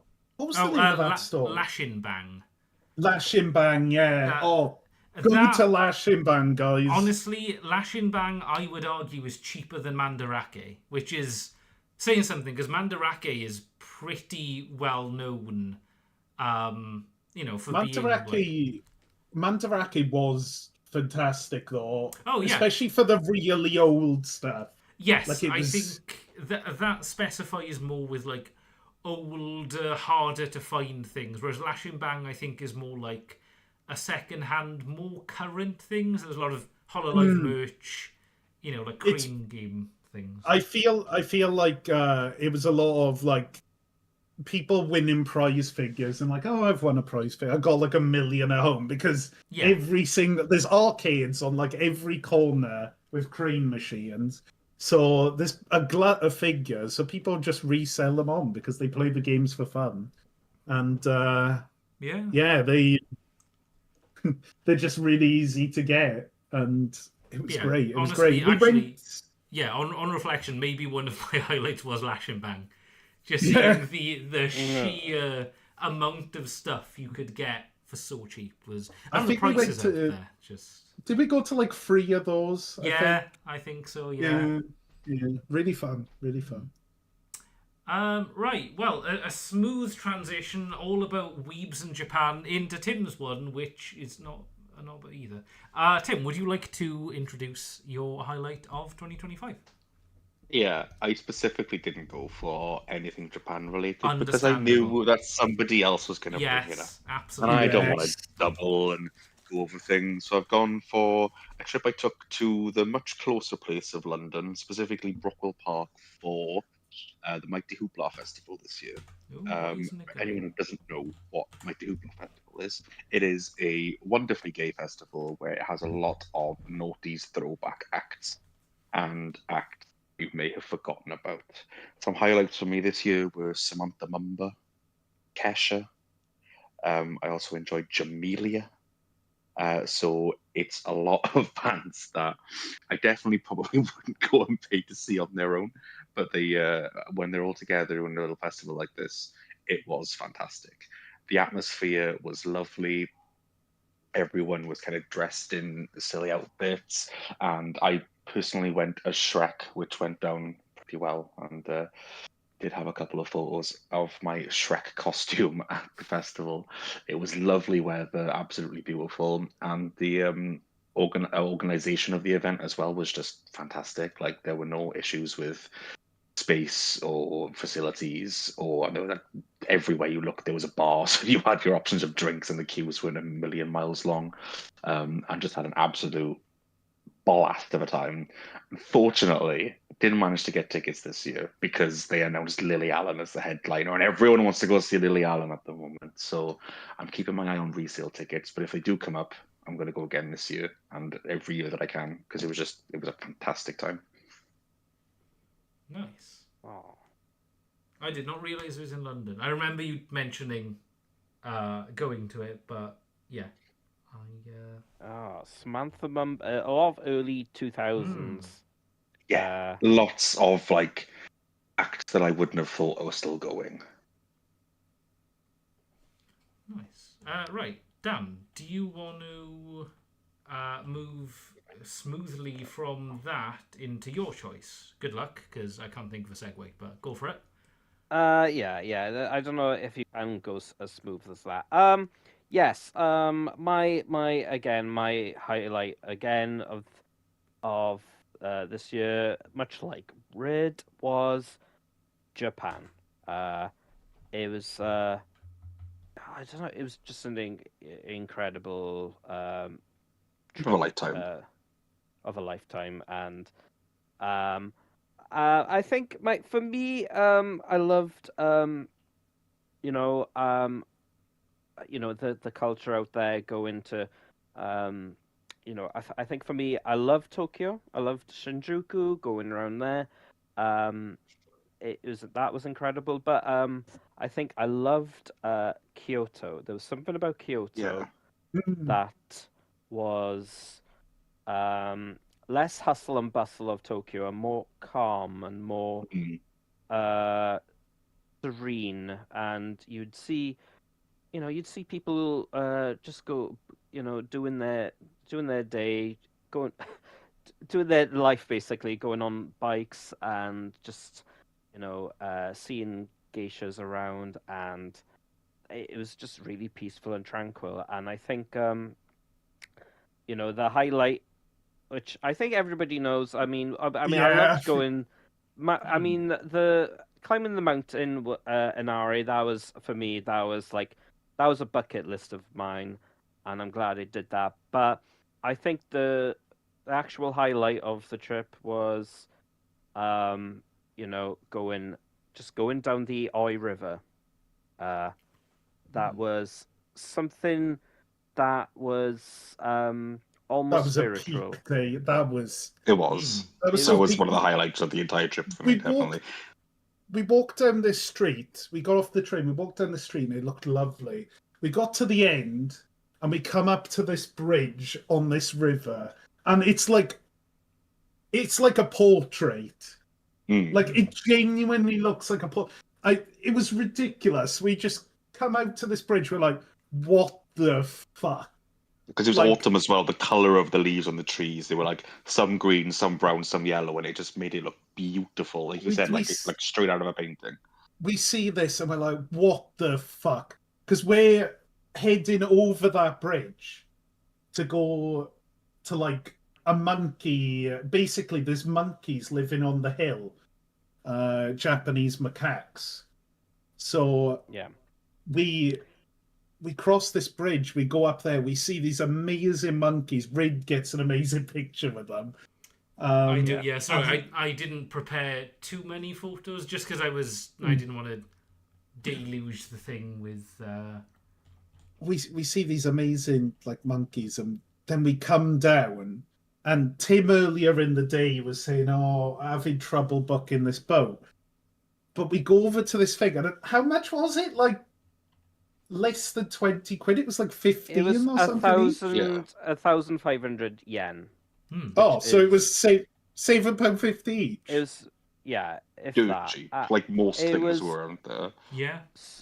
I mean, the thing was, we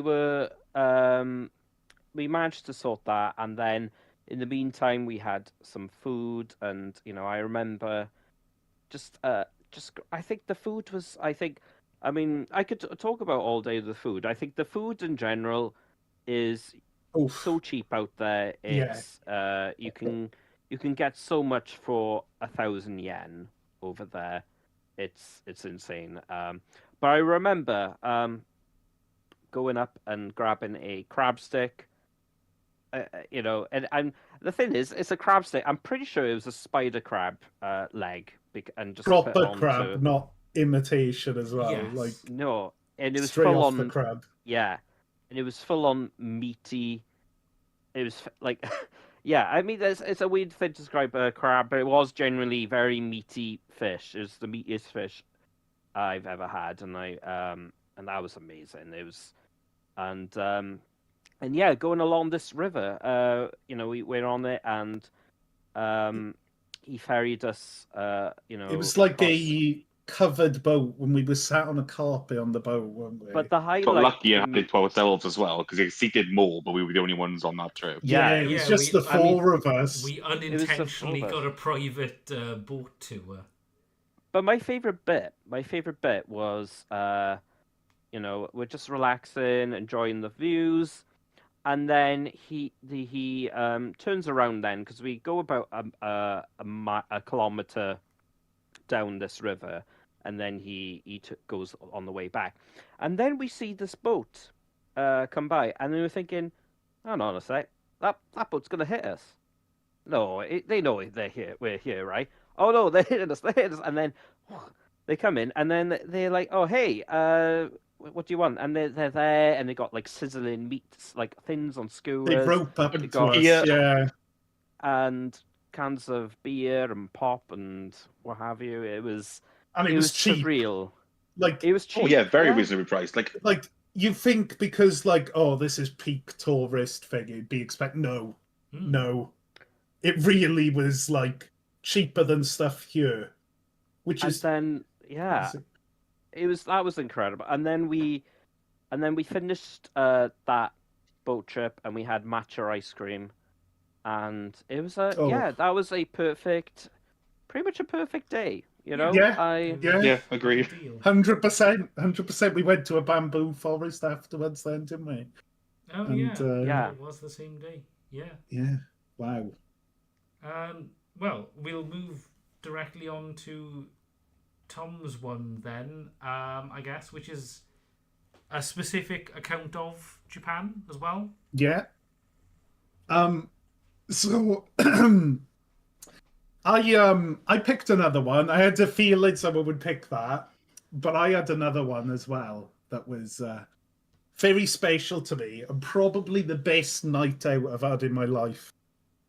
Specifically, we went to Golden Guy in Shinjuku, just off Kabukicho. So, just to give people an idea of what Golden Guy is, I'd heard about it and I'd seen it. Well, I'd seen an approximation of it in the Yakuza games. So we were basically in our first hotel in like one of the most perfect places in Tokyo.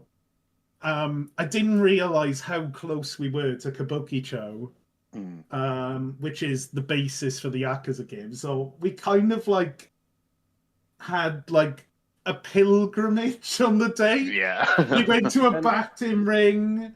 The batting ring. The batting ring. And oh my god, it was so fun. But we did a load of things and we looked around the place. Then we went in the evening.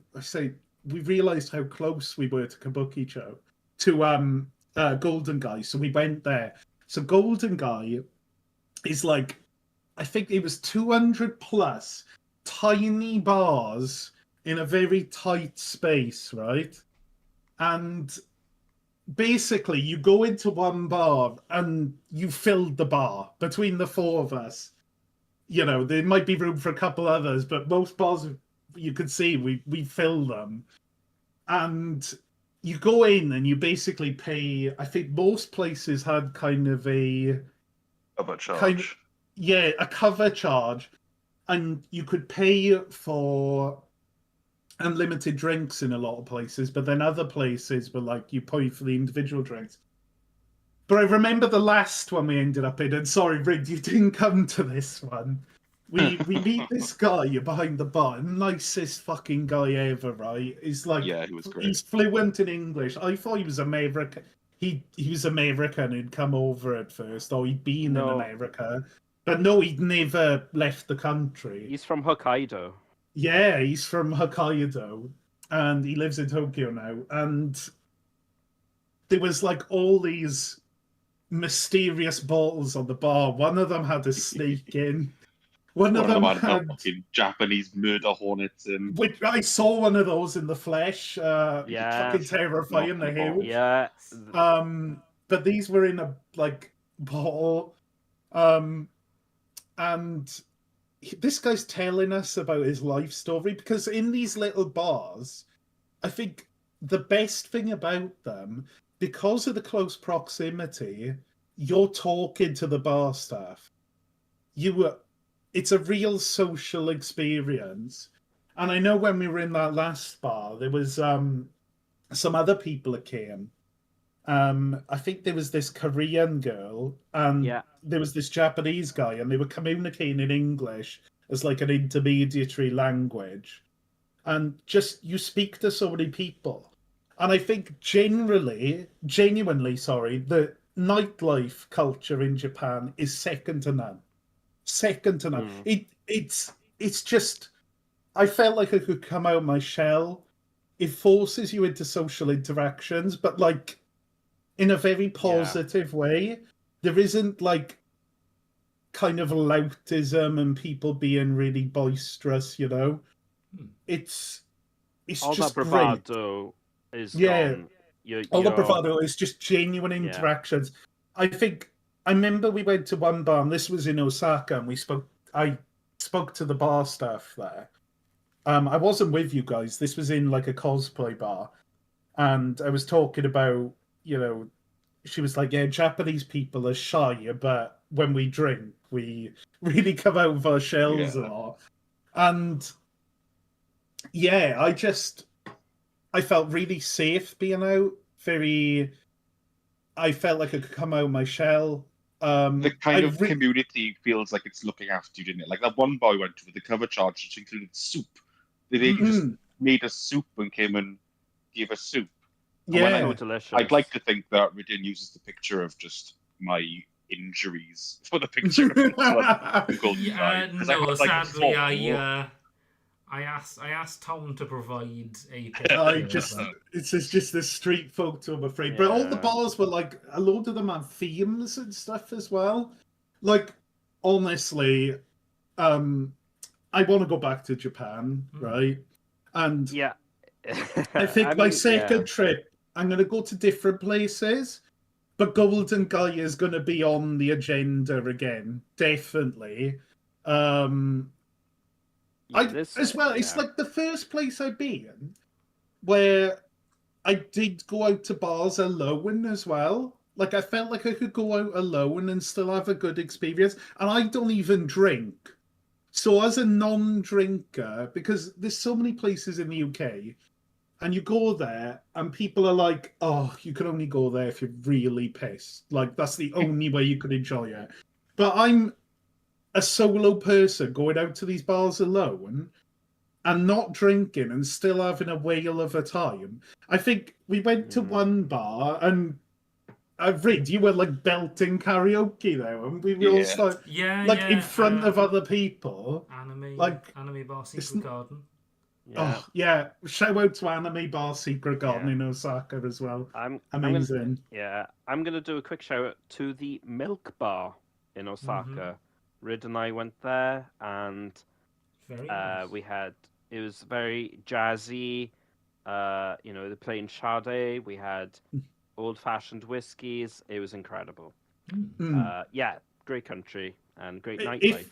If you want to do that trip to Japan, right, just fucking do it. Just fucking do it. We did. No regrets. Best trip of my life. Want to go back. Just do it. Yeah. You can get there cheaply. There is ways to do it. We did it quite cheaply. Yeah. And what to remember is you don't, when you're there spending money on food and stuff, transport around the place is so cheap. So yeah, it kind of counteracts how much it can be to get there and stay there. Absolutely. Right, well, talking about future plans, it's time for our final segment, and that is looking forward to 2026. So there's a pretty strong theme this year, actually. I think all of them fall into the same category, maybe, but we'll see. Okay.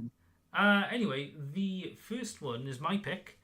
And that is My Hero Academia All's Justice, which is basically the final game coming out in February next year, I want to say. The cool thing about this is it is a 3D arena fighter, as a lot of anime games are, except it has a sub-mode, or the main mode, technically, which is kind of a free-roaming segment, so it kind of plays a bit like the Spider-Man games, except you can use basically any character. So sort of instead of just swinging around, you can kind of fly and stuff, and it just looks really cool. I'm currently like 2 seasons away from finishing My Hero Academia. Very much looking forward to it. I really liked One's Justice 2, which is the previous fighting game. So just looking forward to that. I couldn't think of much more, to be honest, that I knew about. So it's like an open world then? Yeah. So because the whole point is they're heroes in a city. So you kind of go around. I think when you fight certain enemies, it goes into the 3D arena fighter, but otherwise the footage I've seen is just like as Deku or like a few other characters, you can just explore the city in like a free roam thing. Oh, that's cool. Which is really cool for, I mean, being as My Hero is obviously based on Western comics and stuff, it's kind of cool that it's sort of come full circle and has become sort of a new Spider-Man game, basically, especially with one of Deku's powers later on in the series is Black Whip, which is functionally Spider-Man's ability, where he can swing from buildings and stuff. So it's like, oh my god, so this is just anime Spider-Man with like more powers. So yeah. I wonder what's going to happen going forward though with My Hero Academia, because the manga ended a while ago. Wow. The anime is just ended. Yes and no. The anime has finished, but there's also My Hero Vigilantes, which is okay. So it's the side story, because Academia is specifically about Deku and the students in UA, but Vigilantes is slightly grittier and stuff, because it's literally other heroes, but like they're not officially licensed. They kind of do other stuff. So because it's such a popular series, basically the mangaka was kind of like, okay, let's make more of this then, because people want more of the story. So it's finished, but like one of the stories is finished, not the universe, which is cool. Right. That's cool. That's cool. That's pretty cool. Right. Tim, would you like to introduce what you are excited for next year? Yeah, I couldn't think of a huge amount of things this year. so I don't know if I'm just missing anything or it's just going to be a really shit year. But I've gone for a game that I'm very, very excited for. I'm very, very excited for Tomodachi Life Living the Dream. Hey. I had so much fun playing the well, I say the first one. The first one we got in the UK. Yes. Tomodachi Life from the 3DS. Obviously, they had one before that in Japan, but we never got to play it. But oh my god, just had so much. It brings you back to a very specific time where 3DS was like the most recent console, and getting like Street Pass hits, and it brings you back to that time. And just the absurdity of the game itself. Had countless hours of fun making different characters, using different codes online to get different Miis that look like celebrities and fictional people, and watching them interact on the island. The absolute just absurdity of the humor was geek. So I'm really looking forward to see how it translates. From the minimal footage we've seen on the trailers, it looks like it's just going to be a successor in the best way, keeping the kind of style and the sense of humor, and just adding more kind of modern, up-to-date features. I'm very, very excited to see what they do with it. It looks like I'm glad they went with actually keeping Miis and not having these horrible things they had on that weird sports game where they look like weird people. Miis being on my TV again in general is just a fantastic time to be alive. I'm very, very, very excited. The good thing about modern times for it as well is back in the day, the 3DS game was fantastic, and as you mentioned, you could use codes. But there were like 2 or 3 websites you could find the QR codes for. And like you really had to delve through, because like social media wasn't quite as big then, and like dedicated like forums and subreddits and stuff didn't exist. Whereas these days, like, give it a month. We saw it with Animal Crossing, didn't we? Yeah. When that came out, like, it was crazy. You could get anything. Communities are gonna rise up making Miis of like super niche characters. I'm sure someone will like come up with some kind of program of just like, cool, import an image and we'll like tell you how to do. You know, it's the fun thing about Tomodachi Life was sort of like, cool, how is Peter Griffin, Tifa, and Elmo gonna like live in this flat together? And like the possibilities now, because if they use the same Mii maker that they did with why am I blanking on the name? There's that RPG that came out a few years ago. That used Mii's. Miitopia, wasn't it? Miitopia, that's the one. And the sheer depth of the character created just for that, because I watched a few VTubers play it, and they basically managed to recreate their own models in it, and was like, okay, if they use anything, if they even use just that, it's like far more advanced than 3DS's Mii. Like, the Mii engine was great on the 3DS. It was kind of limited. Like, there were some characters that, like, you really had to look at someone a certain way and be like, yeah, that'll do. That's sort of Jar Jar Binks, so long as he doesn't blink. Otherwise, he's just like a weird, But yeah, I've got really high hopes for the new Tomodachi Life. It's going to be, hopefully, as pick up and play, because the great thing with the 3DS one was it wasn't necessarily I'm going to sit down for 3 hours and play, but it was kind of open it up for half an hour, see what the weird stuff is, and then like come back tomorrow. But you do it for months on end, because it was just we're kind of in peak comfy game at the moment, aren't we? Like life sims and stuff. Yeah. So yeah, the genre's really taken off, since COVID, really. It's just continued on. Yeah, so, I'm excited to see. I'm all for it. I'm excited to see if they add other stuff, like sort of... Because there were little mini-games in the original, like there was like an RPG-ish kind of thing you could do, and... is this like a remake of the original one, or is it like I think it's just a new kind of... It's completely new, is it? Yeah. Yeah. Oh, cool. So it's going to have a lot more. It's been so many generations. The tech is going to be, Right, Dan, would you like to introduce your... Okay, so where I'm looking forward to 2026. Whether it'll come out in 2026 is the question. But my pick Oh, is Total War Warhammer 40K. Yeah, it might do. It's You a might long do. in development. They've shown stuff anyway. Well, they'll pretty. I mean, yeah, if it comes out in autumn, that'll be of next year. That'd be great. But if not, even if it's spring, I'm I for one am very excited. I think fans have been waiting for this for quite some time, and it sort of makes sense. I think ever since they put out the fantastic Warhammer series, I've got all three, um, and it just I remember talking to Tom actually Hmm. of the new um of I wonder if they'll do it. And It was always like I feel like it was always on the cards. Like basically they did Warhammer Fantasy, and when I say fantasy, it's like old fantasy, not Age of Sigmar. So there's a lot to base off on that.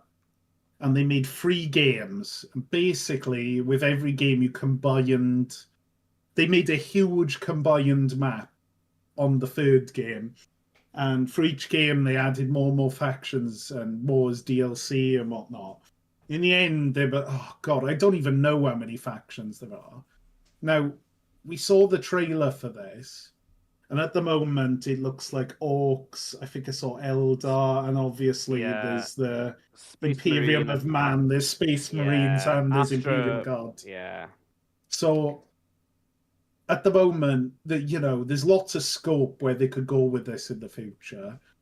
Um, I yeah. for one want Tau. I fucking love Tau. They're Tower amazing. cool. Tau are cool, but Uh, I imagine Tyranids, it's going to be a later Tyranids thing. would Yeah. be, but I feel like they're gonna like wait on that. I Mm. feel, The gameplay lends really well. So they've done. So Total War games used to be all historical games.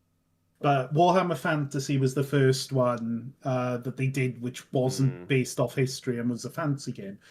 Now this is 40k, but they've done gun-based stuff before. Granted, it was like muskets and stuff, but the battles themselves lend itself well to 40k. What really interests me, because beyond the battles, there's the campaign gameplay, which is on regularly mm, on a map. So in fantasy, it was the whole Warhammer fantasy world. Now, they've shown a bit of it in the trailer, like it was not much of it, but it was different planet. So there's not a yeah. traditional map there. I think And that's what draws me in as well, and because they zoom it could, out and yeah, it could be like Stellaris, but obviously with the battles. And that's what I think people are thinking it's going to be like. Um, The only I am really looking forward to it, but Total War games take a lot of patches to get right usually. But yeah, they yeah. are making a new engine for this. So they announced this slightly after another announcement for a Medieval 3, because they're Yeah, trying to appeal to both sets of fans. Medieval 3 they showed nothing of. They just showed a I cinematic think trailer. it was just a So cinematic that's trailer. so I think that this game, because they show gameplay, is a lot further along. So I think this is going to be the one that comes out first. And when you say next year, I imagine if it is going to come out next year, it's going to be winter/autumn. Mm. Um, yeah, but But yeah, that's I'm the thing. excited too. It was, yeah. I mean, it's very exciting, and I think like it's the fantasy Warhammer Fantasy series did so well. Mm. It was just a natural step to go and do for OEK. So I'm just excited how they do it, and I think Mark's it'll just be already telling me to like he's going to recommend books for me to read, so uh I'm gonna listen to some audiobooks on it and maybe listen to ones from different, different races and stuff. It'd be very interesting. I mean, on the plus side, it's not like it's happened before where Dan's most excited thing for the year hasn't happened that year. That's not happened Well, before. Yeah, I mean, So- there's no release date, so, you know, no. you're taking a risk on this one, Dan. yeah, I'm Lo- taking a risk. I'm taking a risk. I mean, but, last you year's know, choice was GTA 6, so yeah, I wasn't even referring to that. Supposedly out next year. Supposedly. yeah, no, it We'll will see. Yeah. be. It'll be. I'm We'll sure. see. We'll see. We'll Yeah. fucking see. yeah. You've got to. Anything Dan chooses is going to be delayed. Well, I gotta think, you know, to be honest, yeah, I mean, it's a running theme where you know, a lot of the games I choose, are they going to come out this year? You know, and I feel Will like, they ever come out? will they ever come out? But I think regardless of whether it comes out next year or 27, I think it was genuinely a very intrigued of just generally, I saw the trailer and I was just filled with a lot of excitement and glee. It's a new engine as well. So New engine. it's the first. They've been on this ancient engine now, I think, since like Rome 2. And it's showing its age. So people are very happy that the two new Total War games are going to use a new engine. Yeah. Yeah. Nice. Right. Well, let's move on to Tom's most looked forward to thing of 2026. Right. So I have kind of gone out on a limb. I'm going to say I don't Ooh. think it's going to come out in 2026. I think it's going to be announced Okay. in 2026. Let's see what Intense. it is. And I think Gen 10 of Pokemon is going to be announced in 2026. And I don't know what you think, guys. Do you think that's quite realistic or I think Probably. announced, yeah. Released, not? no. No, I don't think Yeah. it'll be released next year. Although I think they have been pretty on it with yearly releases, for better or worse, I guess. Well, if you include DLCs and stuff as well. yeah, I mean, this is the thing, right? Pokemon's just one of these things. They do. I think the last gen Scarlet and Violet, I did enjoy it, and this is the thing, right? They've got so many flaws, right? And they fuck it up in big ways. That lovely illustration, Red. Yeah, well, I mean, I'll be honest, a bit of a difficult one to Google, this one. Pokemon Generation 10. Yeah, here's 5 photos of it. Yeah, that's but the best I could do. But I still go back to them, and I still enjoy them. And Tim, you nominated ZA, right? But for me, there's still something about those mainline games which draws me in more. Yeah. Like we played Legends Arceus, and I know Legends Arceus was a better game, right? I know deep down it's a better game, but I still played more of Scarlet and Violet, and I did enjoy it more. And I feel bad about myself for doing this, but I still enjoy it more. There's something about the mainline games, and I feel like when the DLC comes out for them as well, the DLC tends to be a lot better. Now, I'm hoping maybe... No, I don't... They probably will make the same mistakes in Gen 10, but I'm hoping they don't. And I'm hoping it's interesting. And I'm hoping they, give us some exotic region of the world. Whether the leaks are to be believed, I think leaks reckon it's going to be in Indonesia or around there. I don't know whether that's true, because some of the leaks were true, and then some of them were just inserted into the leaks at the same time and were fake. I think that came out. So I think potentially it's going to be announced next year. At the very least, we will get, was it that like tournament-based game? Oh, Pokemon Masters? Yeah. Champions. Oh, Champions. Yeah, sorry, Getting the Animal Crossing Oh, Minecraft. Yeah, that okay, looks cool. interesting. That looks interesting. Yeah, that's And I'm something else as well, and I can't. Oh, XD and Colosseum one day. maybe. One day. I mean, They're gonna put that on the virtual Well, they've said they're console. going to. It's just about when. Isn't it? Maybe that Yeah. could happen this year, realistically.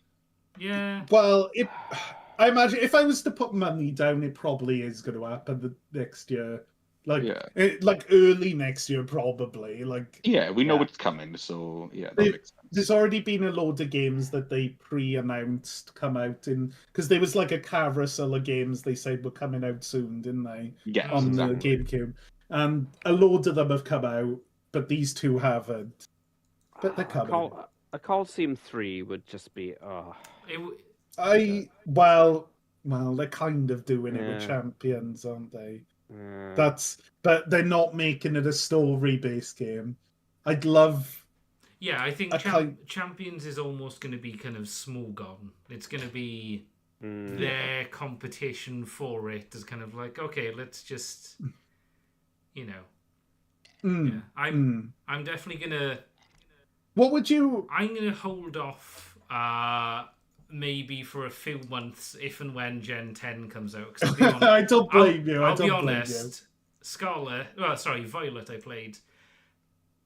I think I might put her as one of the worst RPGs I've played. Not even just Pokemon. Ooh. It was so dog shit. I got through the first DLC thing. Yeah. Got through, being the operative word. And it was like, oh, what about the second one? And I was like, you know what? No, I don't know. Personally, Scarlet and Violet was the blandest. I mean, just like... yeah. Well, I mean, I played it, and I think I just remember how buggy it was, and it was a shame because I remember people being so excited about finally like a 3D open world kind of. Well, they kind of had game. an open world of Sword and Shield. But Yeah, Sword and Shield, they did that. I prefer them. Honestly, Red, I prefer them to do that mixed thing they did in Sword and Shield, where they have those wild areas, but then they have the close routes. Felt quite good because, like, they were open world. They were open world elements, but it was more like open fields. Whereas Scarlet and Violet, it gave me big Steam Pokemon killer vibes of like, we're making a battle monsters game, here's some Unity assets, and it's like some of it kind of works, and yeah, I don't know. Generation 10 I will play maybe a year after it comes out if it strikes my fancy, but after Scarlet and Violet I have. There's a new Digimon game out, basically, that I saw the trailer of. I was like, oh, fuck.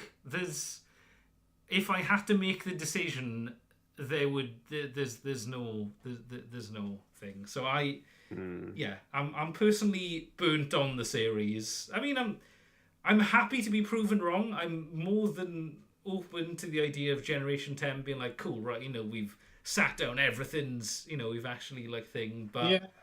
I have. Do you reckon it's going to be a? Do you reckon because obviously now we're in the Switch 2 era.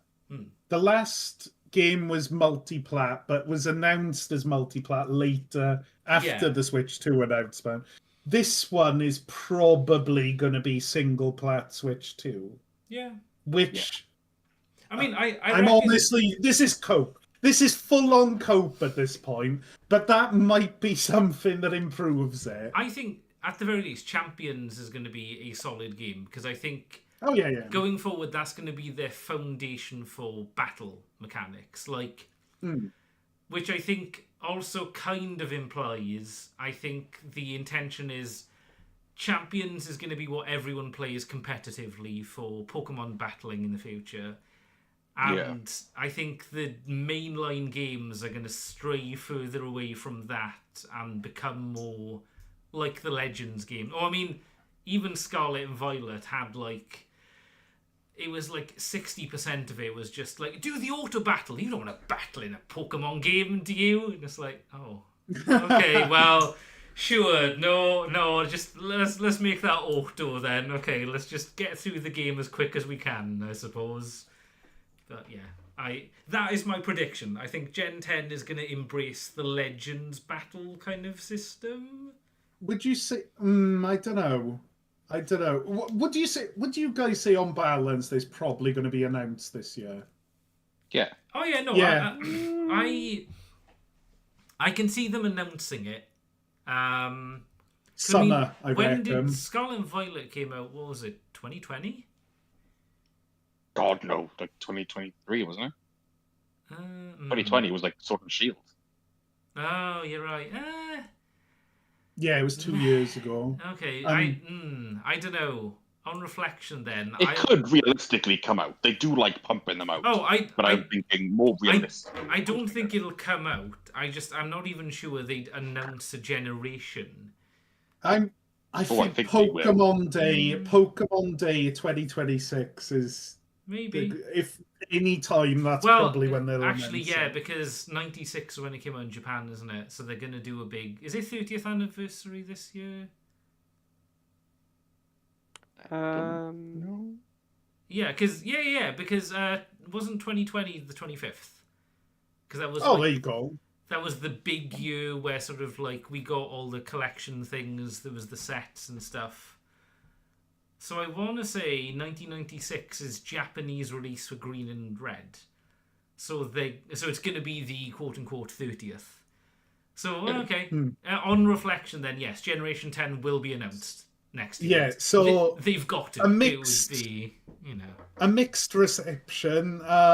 Yes, and I fully agree with you guys basically, but I'm still a bit excited. I'm open to it being a good game and stuff. I'm not in the Pokemon is just dead don't to me think camp. it will be. Or I am 100% not pre-ordering the next game. Basically, that's fair. Is what I'm saying. It's like fully happy to be proven wrong, and like a month in, be like, oh fuck, okay, I will buy this game. Fair enough, you got me. But like, yeah, I ain't in a rush, basically. But yeah. Right. Well, we'll wrap it. We'll wrap it up. We don't have to wrap up the podcast, but that is all of our prediction things. Yeah. I think it's been a good year. I think we've enjoyed things. Yes, especially Japan, I'd say. Yeah, I think it's been a fun. Yeah, that's right. It was alright. Yeah. Also, right. I think as with every year, we got a good variety as well. Weirdly, actually, this year, for the first time in about 3 years, I think nobody chose the same thing. Because I think the last three. Yeah. Well, technically Japan, but I think it's such a wide-ranging thing was kind of an inevitability. Yeah, I thought it would happen, so I went very specific. Yeah, so. yeah. But I mean, barring that, which is sort of like something we couldn't have avoided, really, realistically. Yeah, we because usually one of us will have chosen like the same movie or the same game or something like that. But no, this year completely individual, which is very individual. Good. Right, yeah. We're becoming less codependent. Exactly. We're branching out on our own. I think that about wraps everything up then. And wraps up the year. I mean, we're a day early.